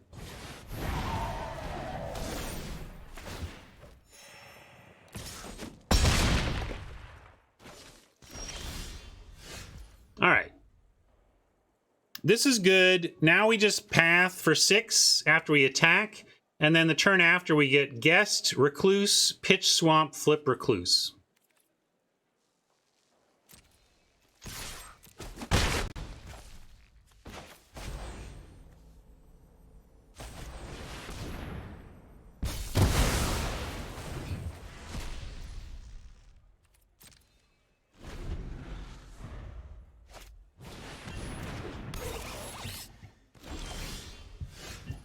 Ooh.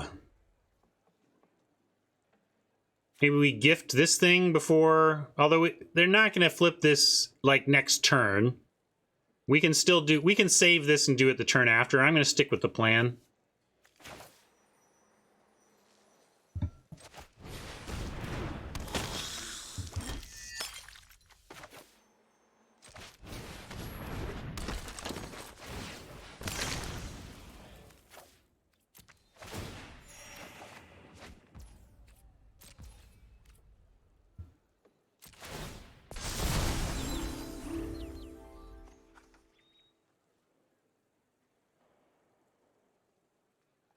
Also, these memes are down here on from last set, but I kind of need to bring them back up where I see them more often.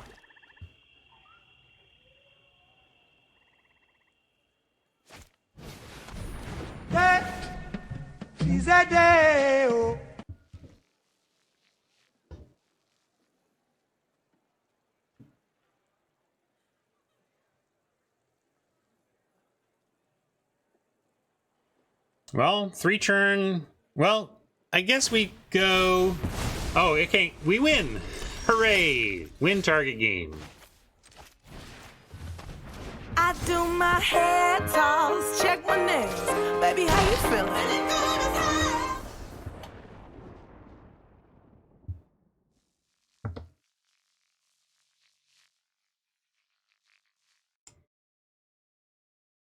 Made it through some sloppy play to notch another one, but pay no attention to the punts behind the curtain. Speaking of behind the curtain, we do have a pretty good rare. We just haven't seen it yet. Good game, Drakus. Thanks for playing. Chimero up next.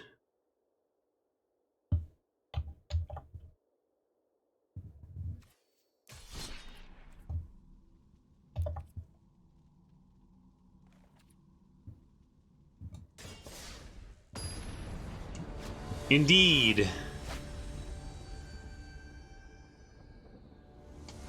Did not get the purveyor of the whatever that thing though. That's what we wanted. Gar got that. Nice opener for not having a 2. We'll keep it. Oh, when you said you got the eyeball 2, I thought you meant you had one, but you were red-green anyway. I didn't really think about what your colors were when I said that. All right.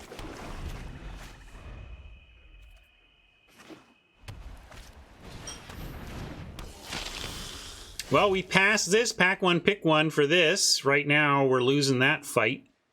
Nothing to do on 2, so I'm going to go ahead and go get another swamp here.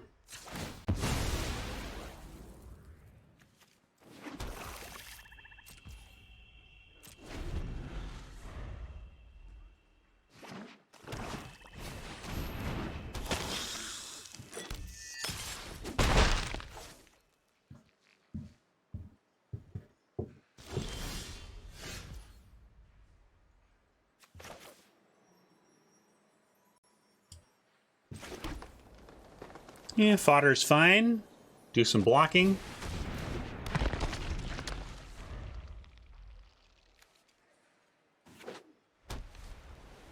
Yeah, this is an interesting version of this card. Just because it's, you know, 1 mana for -2/-2 historically has been so great for limited.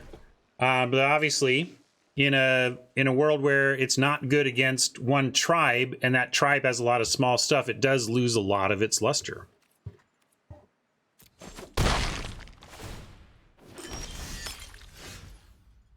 Downfall. Might need to take out this Reveler.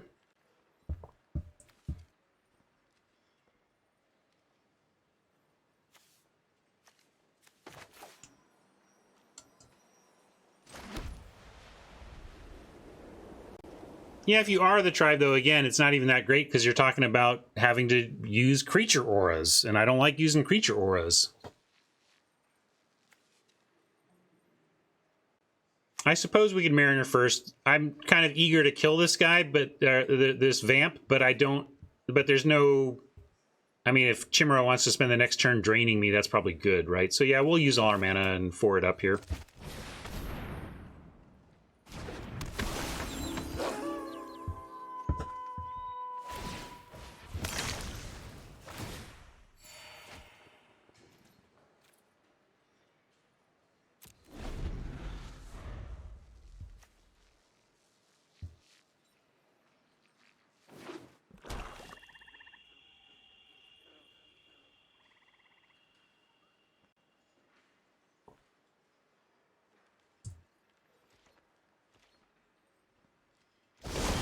Well, looks like Chimero is going to use that mana on that. All right.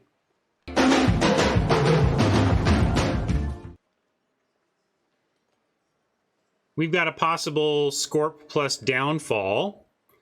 But really just downfalling the Reveler and this flipped Raider being unblockable because of only 1 toughness or 1 power seems pretty good. Might even just follow with Recluse after that. But let me start with Downfall.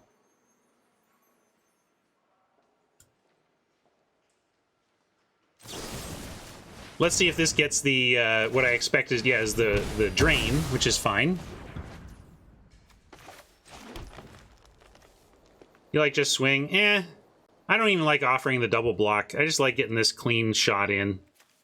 And then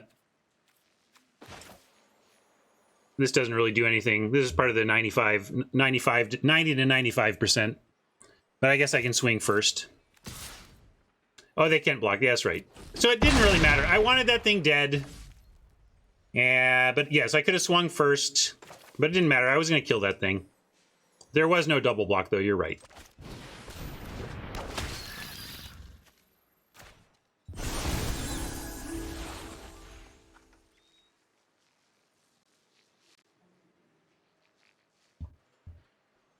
I think I played it before you even redeemed it, Tron.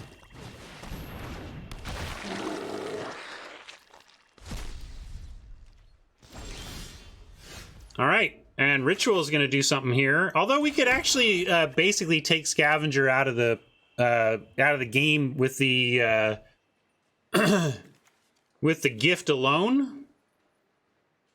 But I like. I just like killing the Scavenger with hard removal and crashing in because 3 power isn't enough to take out the Mariner even when they can block it. And then if they want to trade either for a Scorp, that's fine too. I'm going to do that.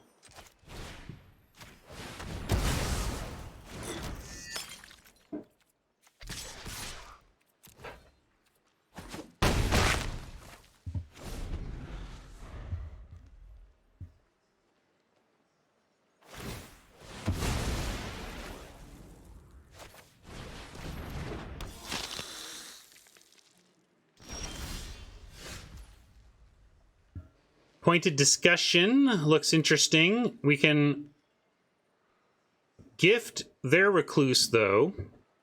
Then there's, again, no good blocks. Not that there's... I mean, there's okay blocks. But I like kill the 2/1 and then attack, and then we'll decide what to do from there.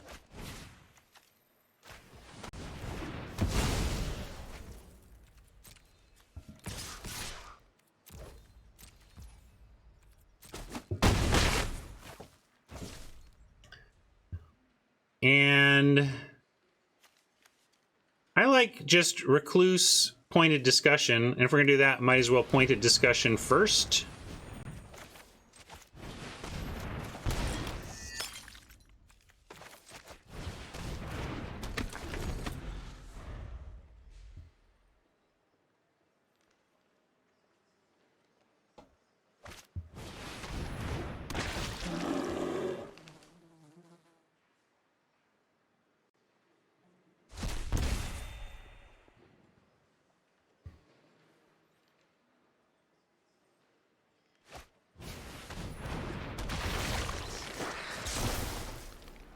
Mind Leech for blocking. I'm glad. I understand Chimero, like, I'm glad Chimero didn't self-sack. I mean, I wanted both of these cards, but as far as Chimero knew, we just drew 2 fresh cards. As far as they knew, we had land to pitch. Now then, yeah, let's start with the looting for sure. Rummaging, whatever you want to call it. Pitching of the land. And then what do we want out of this? Yeah, we're going to be patient this time and flip Mariners. In fact, we'll just play the other one. And then rummage away the swamp on their turn.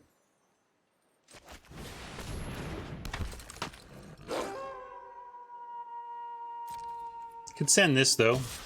I don't mind trading Scorp for anything on their board.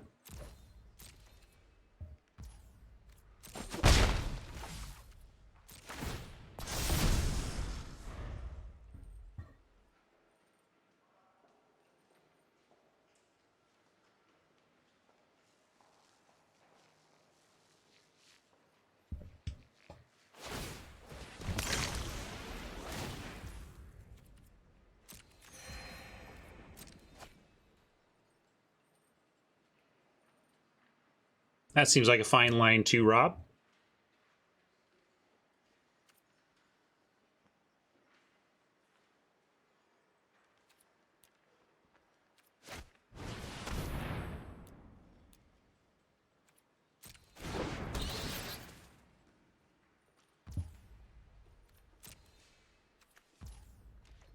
Oh, where did they gain? I missed the life gain there. Huh. Did they rummage or something? I didn't see. Oh well. Thought we were getting away with it. Guessed. Oh, I didn't see the blood token crack.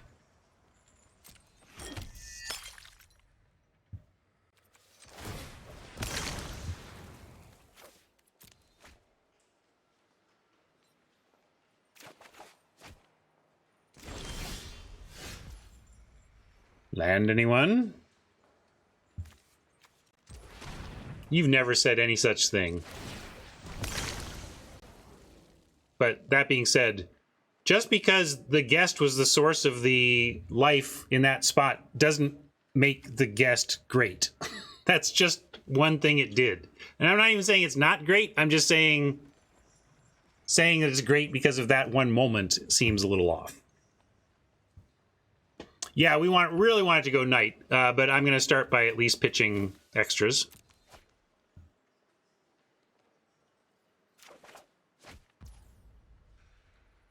Ooh, yeah, we can even if we played this wouldn't flip, because as we know, we're actually pretty light on things that can flip the catapult fodder.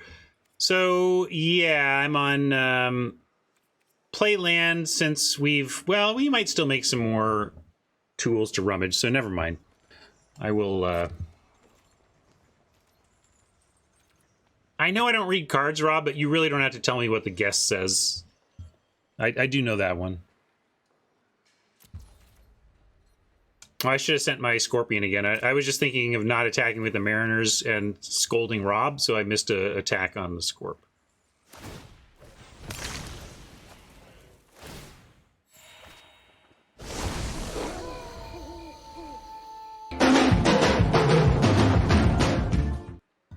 Unfortunately, with all this mana, as I say, Chimero can probably just reflip. Hey, well, as long as we are, let's see, can I do it? 5, no.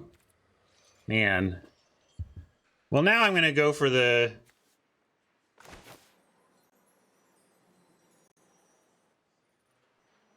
Phalanx.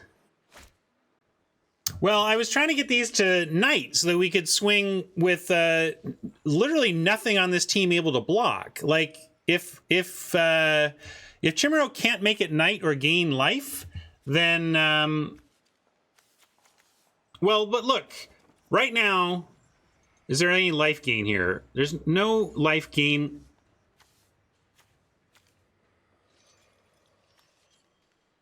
Oh, you're talking about Chimero. Herring gains 2. There you go. I almost got to it. I was looking at it. Okay, so darn it. And then this, I better read what this says. Darn it, now I have to read this rare. Oh. Enchant creature has flying, lifelink, and protection from vampires and gets plus action or permanency control their spirits and their enchantments. Yeah, that seems pretty good. So what do we do about that? I guess we do have to play the Phalanx then. You see what I was looking at, though. Can we just flip these and win? But the answer looks like no. So I guess we're trying to get there on Phalanx into Sharpshooter, chucking Phalanx, and attacking somehow, like doing it all next turn. And I'm not sure... I guess if we draw land, 1, 2, 3, 4, 5, 6, 7, 8 mana, then we could... The main thing is to have 6 so that we can Sharpshooter and Fodder on the same turn.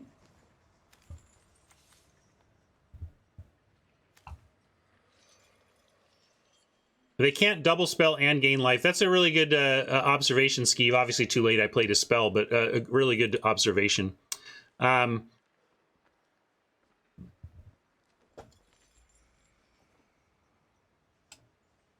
Yeah, we're now on a tough plan. I'm just trying to figure out I'm playing the land. I'm not sure. I'm going to play it because I'm not sure. And then... Yeah, I think Gar's actually probably right that we need to preserve the Scorp in case of Wolf Strike.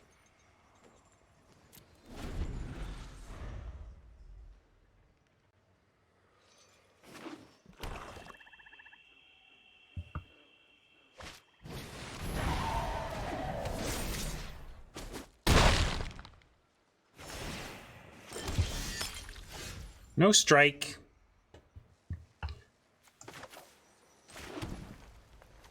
And are we just dead, though? Yeah, shoot. Oh, we're not just dead. We have Sharpshooter, so we're not just dead. Maybe we can get there?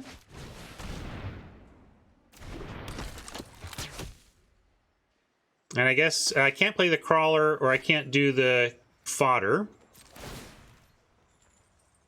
So now let's look at this, and then say...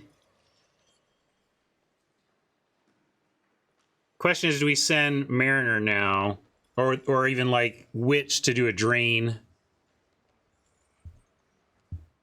But yeah, we got a block and chuck. The question is, are we sending anything else right now? Guest gets a block. There's no lifelink back. So it is a chance to get in some damage. But if we can't get him to 13, there's no real difference between...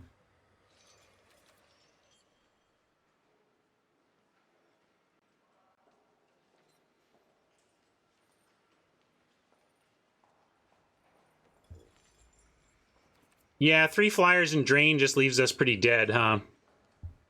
I guess we make him do it, though. Yeah, Pablo sees how we're just doomed. That's a good point. Witch gives us just enough life to stay out of that range, so that must go. Great call, Pablo. And anybody else who saw that. And... So this goes into drain, but then we send other stuff to... I guess we do, but we don't want to leave block... We need blockers back. If we send both Mariners, we have 1, 2, 3-4 blockers against way too much stuff. So I don't think we can send any Mariner. We need to send the Witch to gain life, but we also need to block the ground.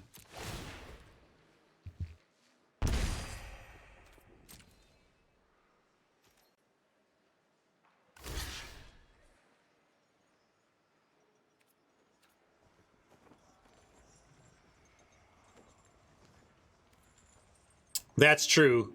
Yeah, it did do some force blocks that maybe I didn't do the math on. So maybe I did have attacks there because of force blocks, but you can see where I was coming from anyway. Yeah, and we are just we're chump attacking for the life here. We don't want Oppo to have access to a big aura. So we're just going to let our Witch die.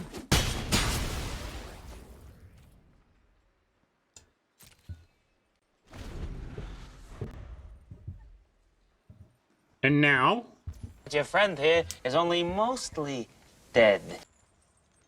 Leaving us only mostly.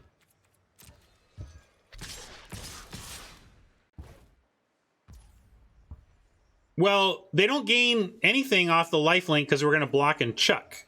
So I haven't done the exact math, but I don't know if that's true, Tron. But you might be right. Math is for people whose hair isn't safe.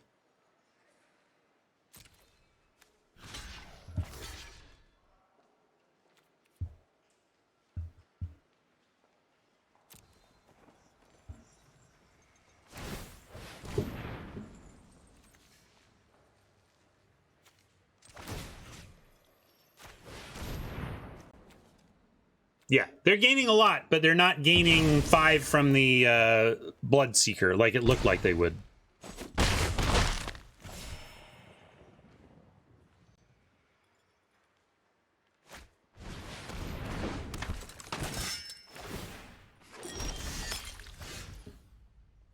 And now we've got 13, but 13 ain't 15.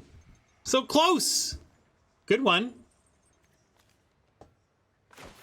I guess we see if Chimero is paying attention. I'm sure we lose here, but you know. Maybe misclicks. Play for the misclicks.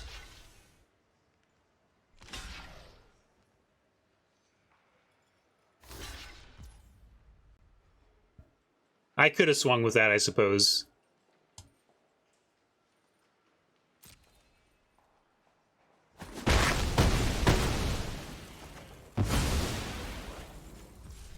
Life gain mattered.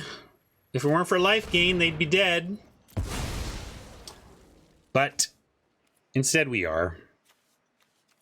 The mostly became really and truly.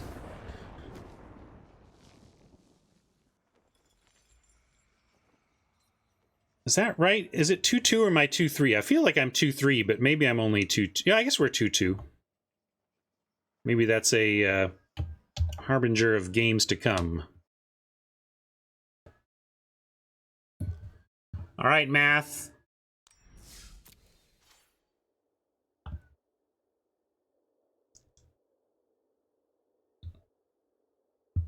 All right, Rob.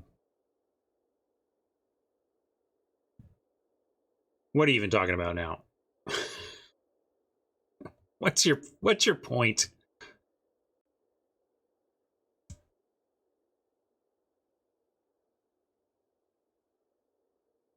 Literal footage of Rob. I am too smart. I am too smart. S-M-R-T. I mean S-M-A-R-T.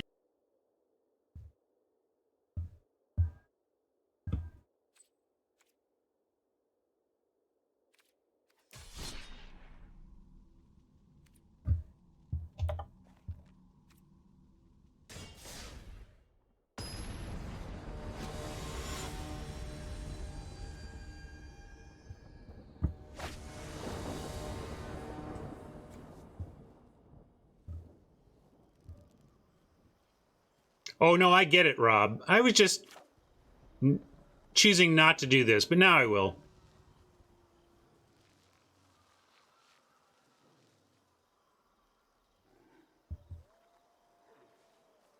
I'll keep it.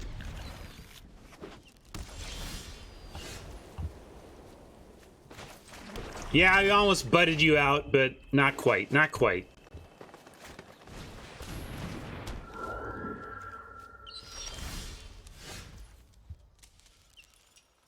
Well, we can spend a gift. We can turn gift into math core discards a card.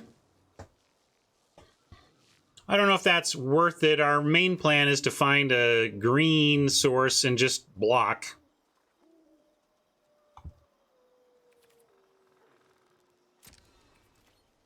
Why would you mull that? You have early interaction with an opposing creature, and you got to give your deck a chance to draw its cards. I think you got to keep that.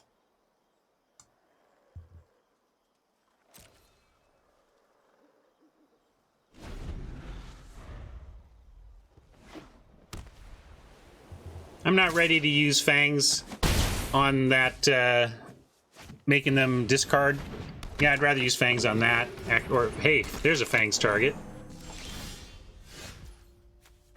Let's do that.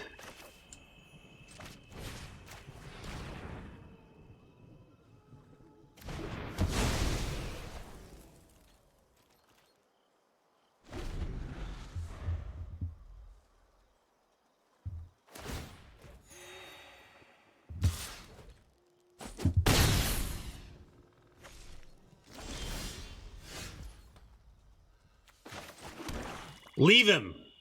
Hat, if you take him out of timeout, I'm going to put you in timeout. Full 10. He's now in for full 10. Do not let him out.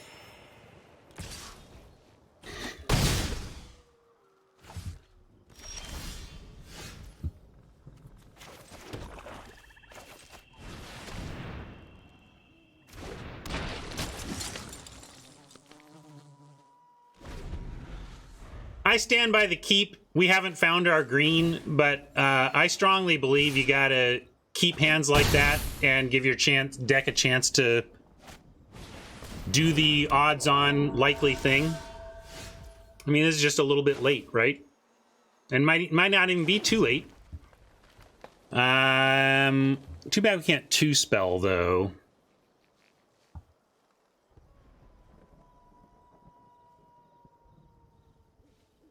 So, probably just need...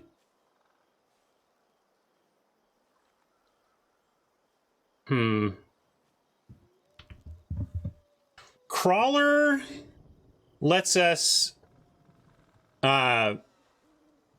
potentially save ourselves, although these fleeting spirits are... Double spirits pretty annoying. Probably want to play two things that can just block spirits. And so I'm going to play the biggest thing that can do that, which is, or the most expensive thing, which is our Mariner.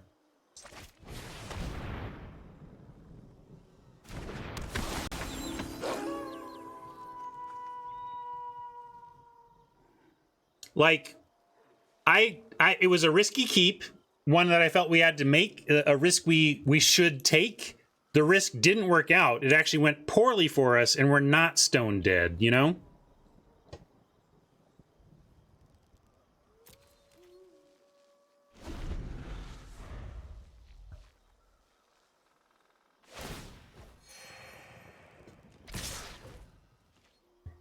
Well, that's a scary attack from Math. Can't trust it. No, no, no, no. But we're at 5. We don't have options.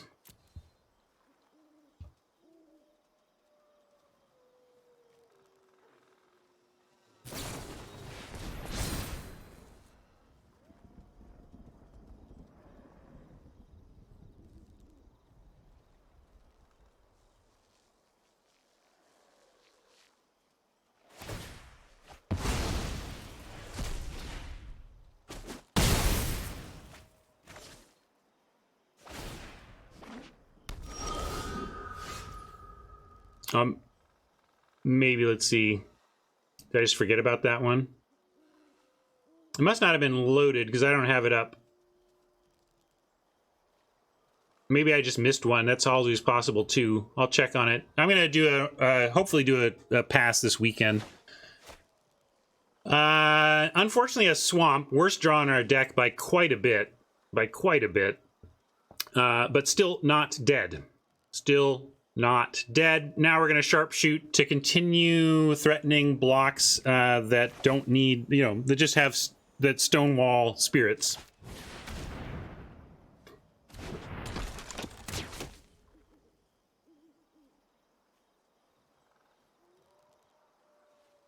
Where is it? Hold on. There it is. How are we doing this? I don't see it. I don't see it. Where is it? I lost it in the silence. Leaving the swamp in case we get some blood.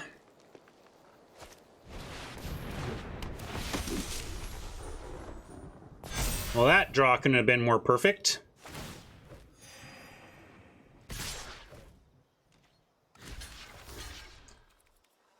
Now do I just chump here, or am I looking to... I think I don't... well, if I don't chump, I'm just dead to the flyer. But we have Wolf Strike for the flyer. We just have to do a lot next turn. But if we... I just don't see how we win if we chump here, even though I don't see how we win if we don't. So I'm going to do this. I guess I can do this and force action on the 5/2. That's a little better than just a chump. But they can save it. But the thing is, we need... Nah, I can't. I think we need the blocker next turn. I'm going to say one block like this, but we're very, very... I don't know how we win this. I'm taking... rough stitches either way. This is how though. This is how it starts. This is how it starts. Spore Crawler, Wolf striking the Quartermaster, and then getting us a card.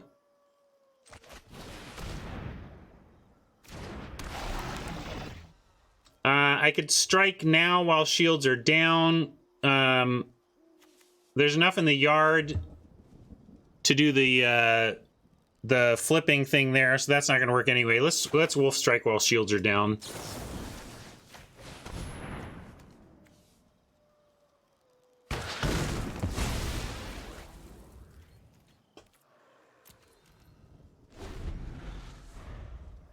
Barely, barely, barely, barely, barely hanging on. Barely!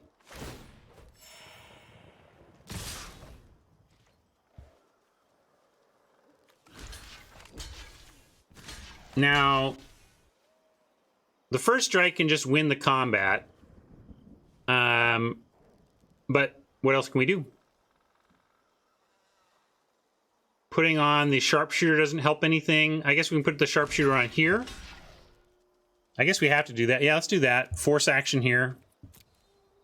Force all the action we can.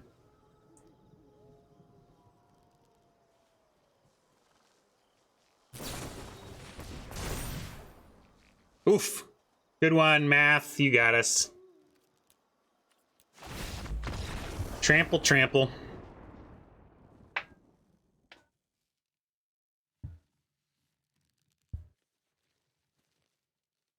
Is this a dead man, Doctor? Very dead, Mr. Spock. So I was right. I could sense the 2 and 3 coming. I'm happy to have 2 wins. I'm so glad to have 2 wins today. I don't like my deck at all. You can see why. It struggles against flyers especially. And it has some ways to not lose. Does not have a lot of great ways to win. That's the problem with this deck. Ways to not lose are all well and good until you can't find any way to win.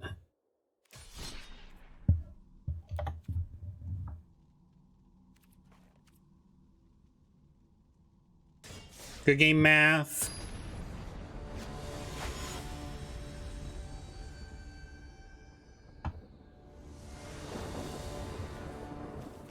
Winning is for the long-haired.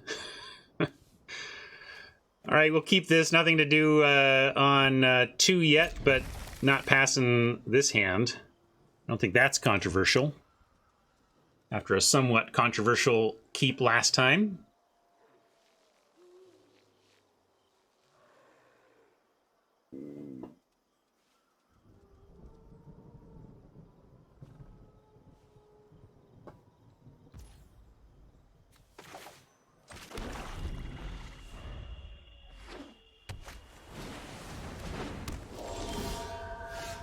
Are we gifting that?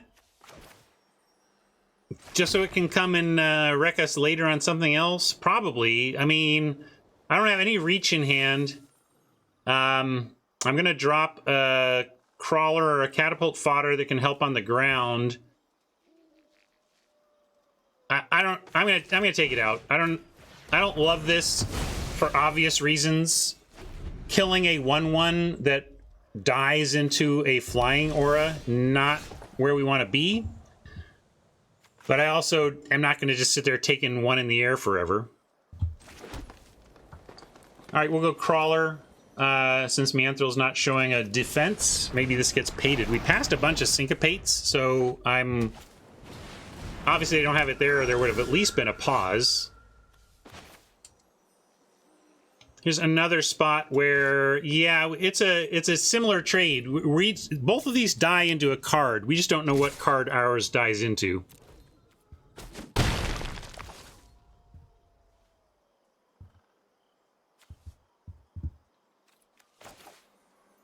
There you go. Here to help you through your productive day.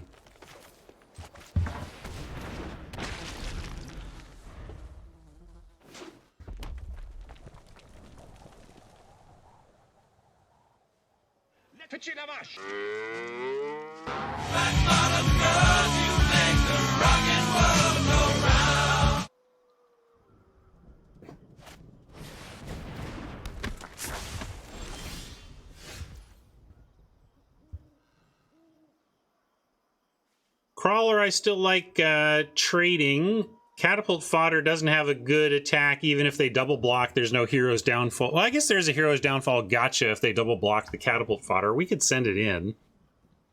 But I like it better threatening to block these. Might need to downfall the wizard before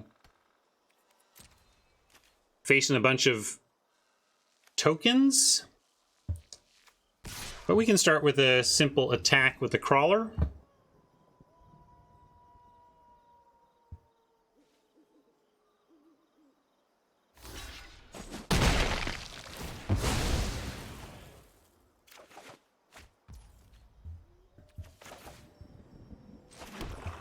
It's because of how slow I play. You're like, well, Ryan's not doing anything of...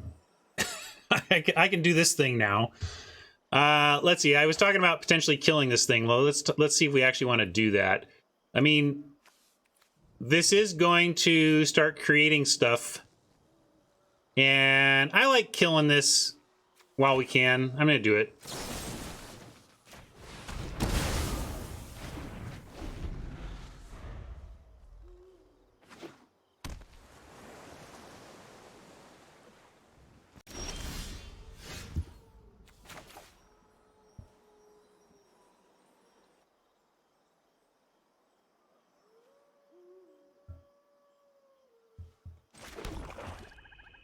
I didn't like waiting to aura them because then we're just giving them a flyer, giving them the payoff. I decided that it wasn't worth that, especially since if they're creatureless, these are stranded, which, I mean, I didn't expect them to be creatureless, but hey, it worked.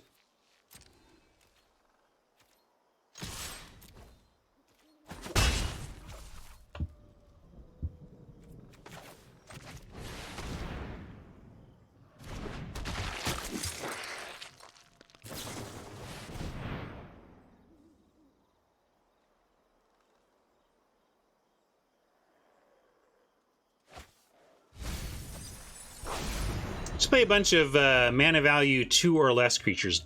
Dump your hand, Manthral, of 3 creatures that are all 2 or less mana. That's what you should do. That would be wonderful. Do it.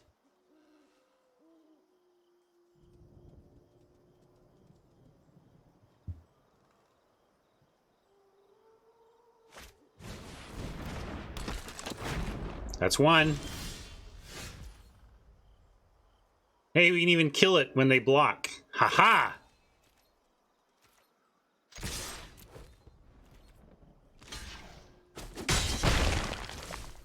It is not a vampire. Okay. Look at me making sure, though. I just read a card, everybody. I read a card!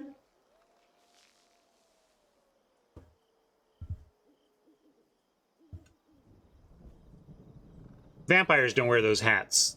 I could tell from a distance.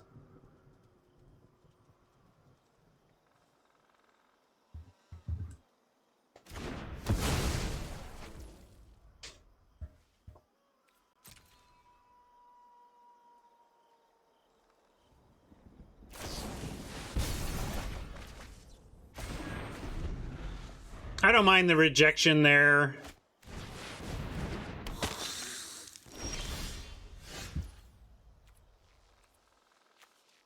I am gonna kill that with the Grizzly Ritual and pretend like I had it the whole time.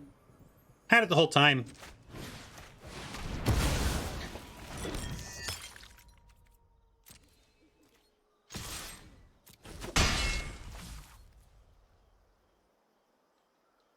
That we have.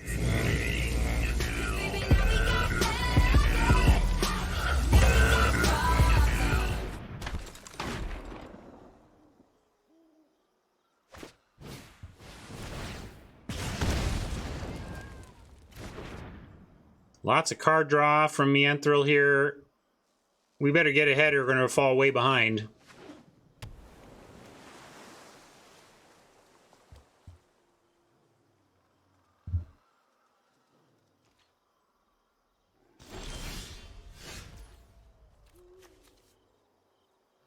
Bolt and Pate. Good to know about the Syncopate. Pate can be for 2. We can still drop the Phalanx. Wilds gets us the Plains for the Peril. Phalanx, if we don't play the Forest, we can't pay. So... But I also want the Wilds to get the Plains. Can't draw first or else we just walk into the Pate if we want to play the Phalanx. So...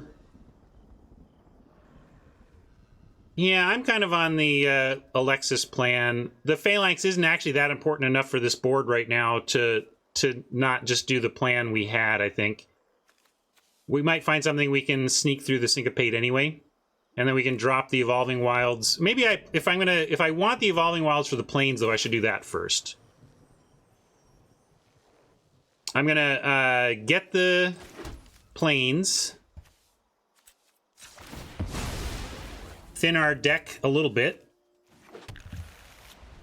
And then now we can hold,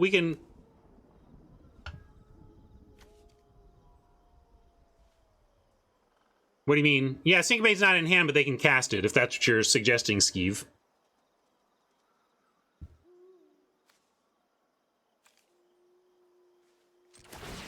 Actually, wait. I want to do it with green.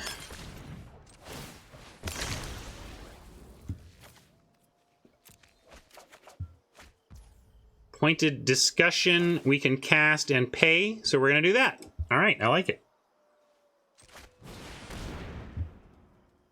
No, they get next turn as well. That's the thing. Right? They get through their next turn?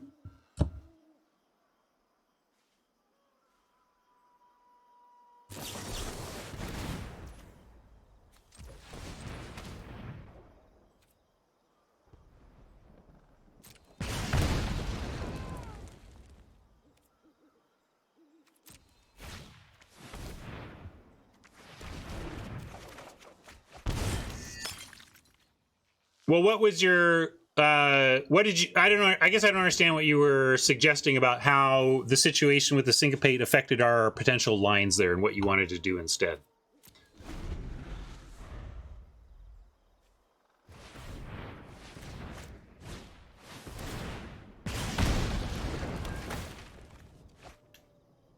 Yeah, lands aren't ideal, but with the blood, we can manage.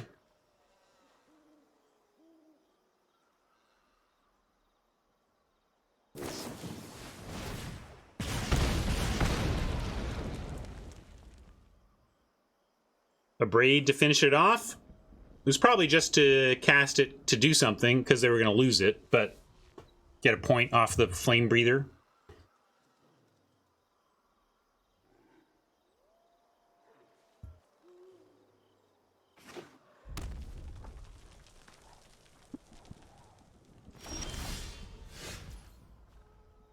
Toxic Scorp, enabling another attack. Maybe it's above 90%. Maybe it's above 10% if you count something like that. Although I don't even know if we want to attack. Let's maybe start with a rummage of land, see what some of our options are besides that.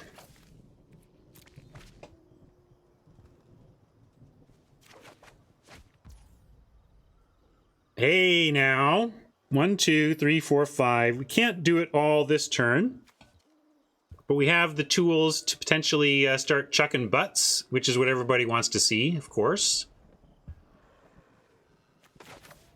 Let the butt chucking begin. Do I want to play that land? I don't even know. Let's, well, if it's Syncopate, can we play around? Can't play around a Syncopate anyway, so I'm going to just start here.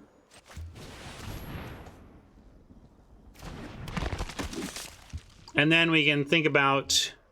We don't need to play this land. We can loot it. I'm going to loot it.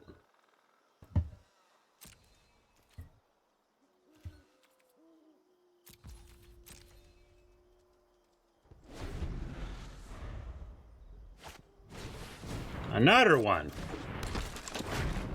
Breathing fire all over us. Although we are going to wreck a bunch of 2-drops if that's what keeps happening.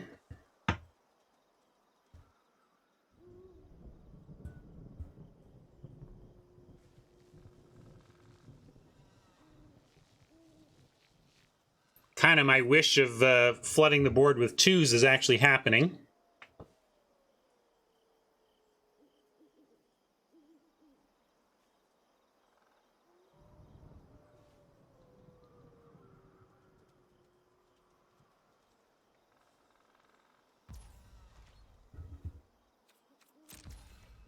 All right, not using any of this might just mean they're playing it cautious, but it might mean this is something. So let's see. I'll go ahead and loot away the swamp anyway. You can do that.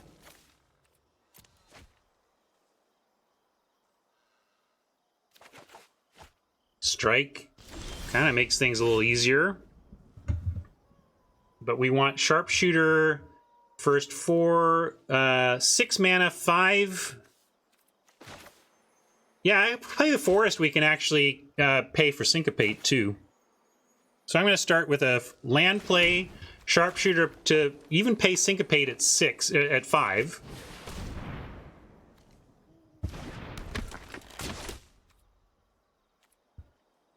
And we can't do Path and Fling, but we could do Scorp on Phalanx, and then it's at the very least they have to chump.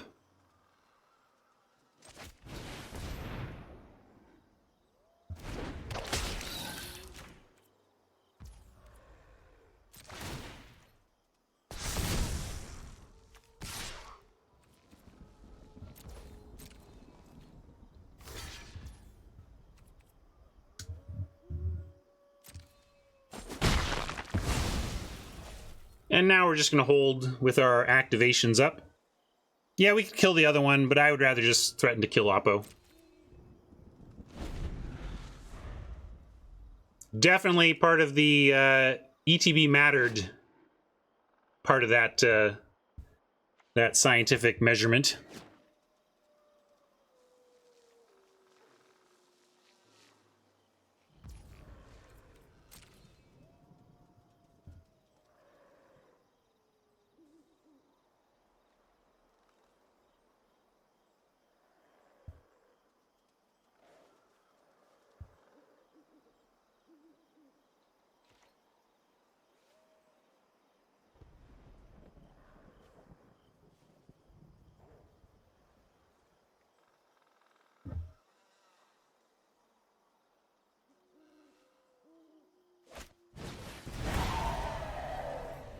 Okay.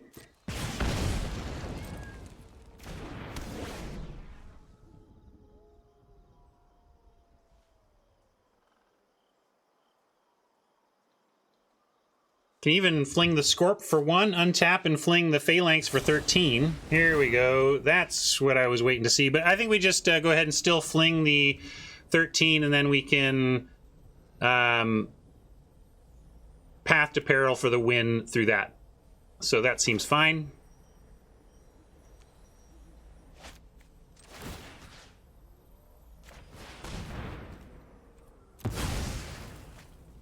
Now I'm going to get him to 1 and then try to use the cards they don't know about to get him to 0.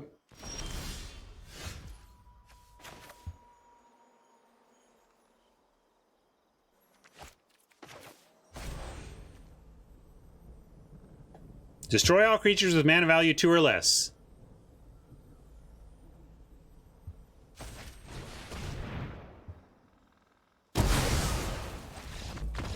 Whew. I do my hair toss, check my nails. Baby, how you feeling?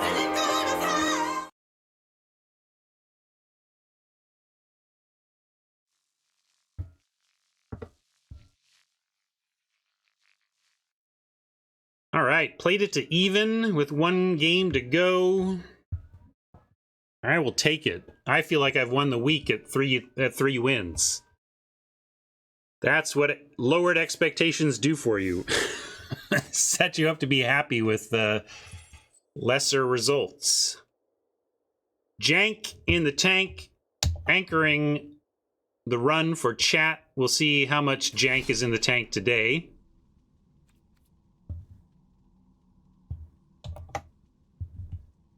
It was like last year, right?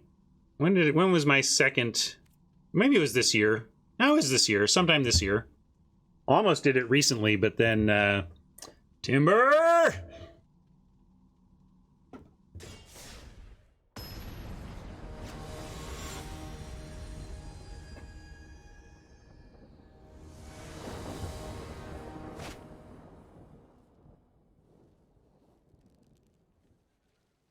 I mean, not necessarily, Brian. At 0 and if I go 0 and 7, chat might choose to get me a $300 haircut at a local salon. That could be what they decided, because it's just chat deciding my next haircut. It doesn't have to be humiliating. It could be beautiful. It could be a moment for you to treasure.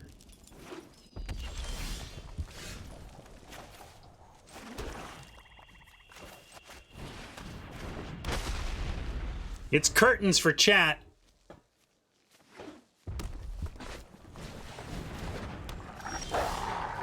Oh, and look at this. Look at the attack enabled by the Scorpion. No, this is one of the other sides of the Scorp.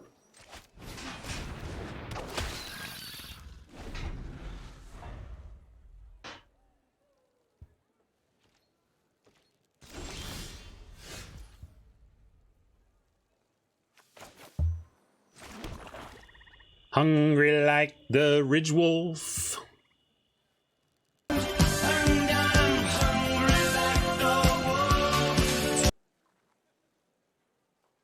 Looks like, well, I can't remember who started. Didn't we have the play? I think we had the play, in which case we don't know if Jank is stuck on 2. But I'm not sure. Yeah, we have a lot of things to do, but I do like getting curtains going, especially because it does muck with their turn 3, right? Potentially. Let's do it. See what they're up to. Like, we don't care about pummelers right now. Scorpion's all right, but can't be cast. So really, I mean, easy Sunrise for me, even though, yeah. I think we get Sunrise, and then if Jank doesn't find a forest, it's going to be all over pretty quick. Sunrise is far away. What am I... But, like... Maybe I should be looking in terms of how do I lose this game. I guess if... Worse for us is Jank immediately finds a forest, right? So they find a forest. Then what do we wish we took? Hook Hand or Scorp?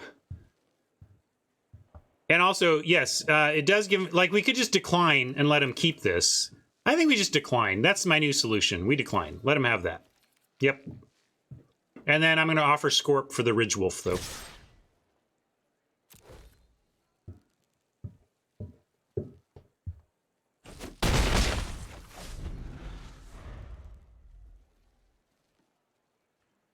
Because honestly, like, if we gave Jank a free rummage, they probably rummage away their glorious sunrise looking for a land, right? So yeah, it would not have been correct to do that unless it was a full discard.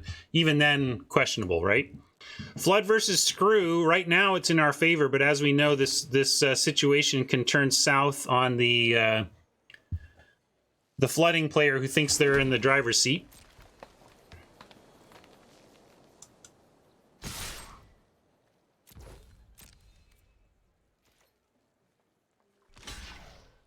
Now they're giving it up and accepting this trade here.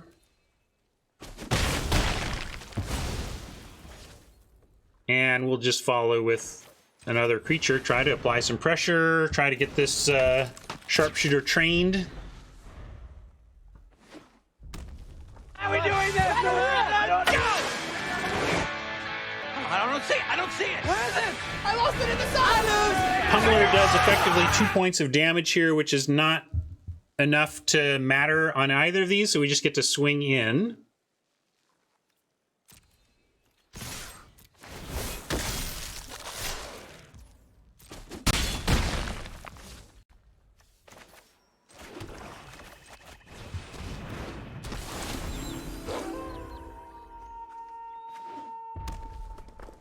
No jank in the tank. I don't know, this is a little janky. But a little jank in the variants for our friend over there. Hero's Downfall, threatening a double is nice. So we're just going to send in with that up.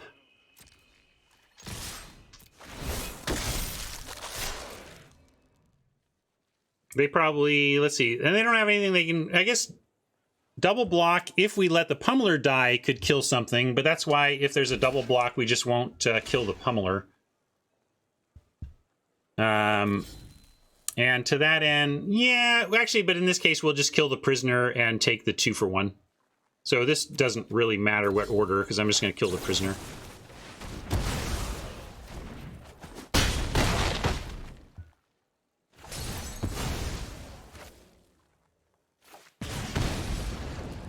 I don't know if there's red wraths to worry about. I'm going to guest it up anyway, just to be sure. I don't think there's a red wrath, or I would have held this back.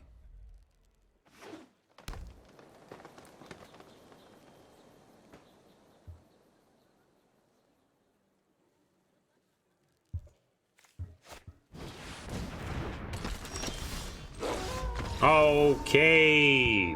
Toss the hair. I do my hair toss, check my nails. Baby, how you feeling? I will certainly take a 4-3 this week. Woo! The deck was sketchy. But cards are powerful enough these days that that's what I mean. Like, to get back to to bring this back around to a card we talked about. Like, I think it was Tron who opened on the 4-3 Wolf and the Lightning Wolf, and where people were like, oh, that card is kind of stinky or whatever. And it's like, yeah, I'm sure Tron is not happy about playing it. But let's be clear. The definition of stinky Magic cards in Limited has come a long way, because back in the day, stinky Limited cards were truly that. I mean, you're talking 5-mana 3/3s with very little upside. Low-powered flyers for 4 mana and all, it's just like really stinky stuff. It's funny that a 4/3 for 4 with upside is now a stinky Limited card. I remember when I was not even a boy, when I was a young man, I was thinking about the, what set? I think it was a Kamigawa set that introduced a 4-mana 4/3 common.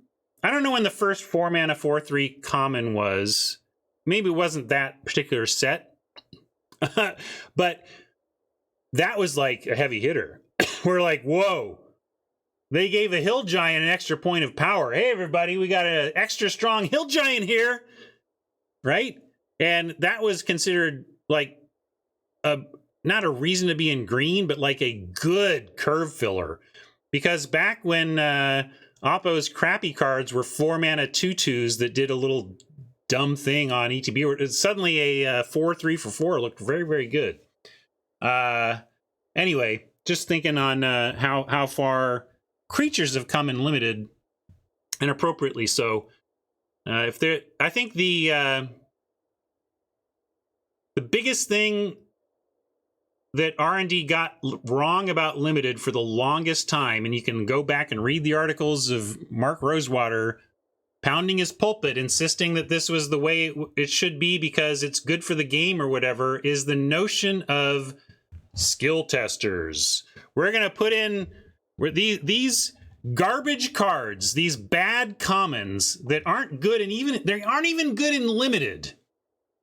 Why do they exist, these bad commons that aren't even good in limited? Oh, they exist because we're going to skill test players. We're going to allow our better players to beat our worst players through the skill testing of these newer players playing these bad cards in limited. That is so unnecessary. As I've said on this stream many times, Magic is skill testing all the way down. It's skill testing all the way down. You don't need to do things like, let's print bad cards. Yeah, okay. That reason, you feel free to chime in, Alexis. Obviously, you're an expert in this area as well. But, okay, so fine. Alexis says, no, it wasn't just about allowing good players to beat bad players.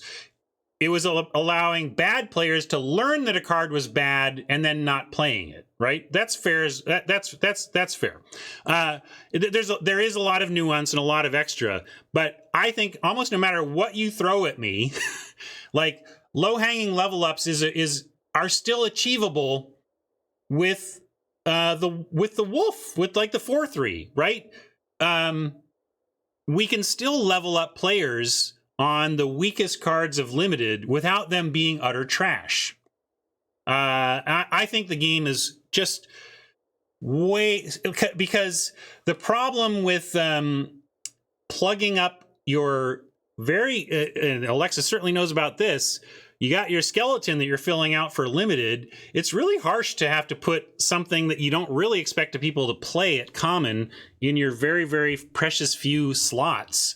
And whatever unplayables, whatever jankiest of janks we're doing in a positive way for Magic at the low rarity slot in limited, it is blown out of the water by what having playables all the way down the color charts do for limited. Because even it allows us to stay open. Like, I don't know how Tron got into red, but one of the reasons, one of the things that might have happened is that Tron realized red was open, jumped into it to take advantage of that, but then was like, well, I switched late.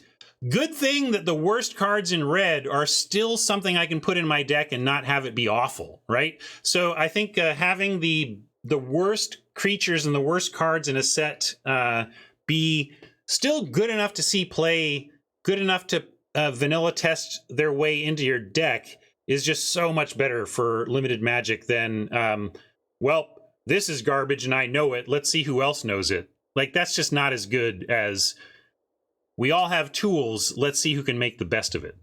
Anyway, a little aside there.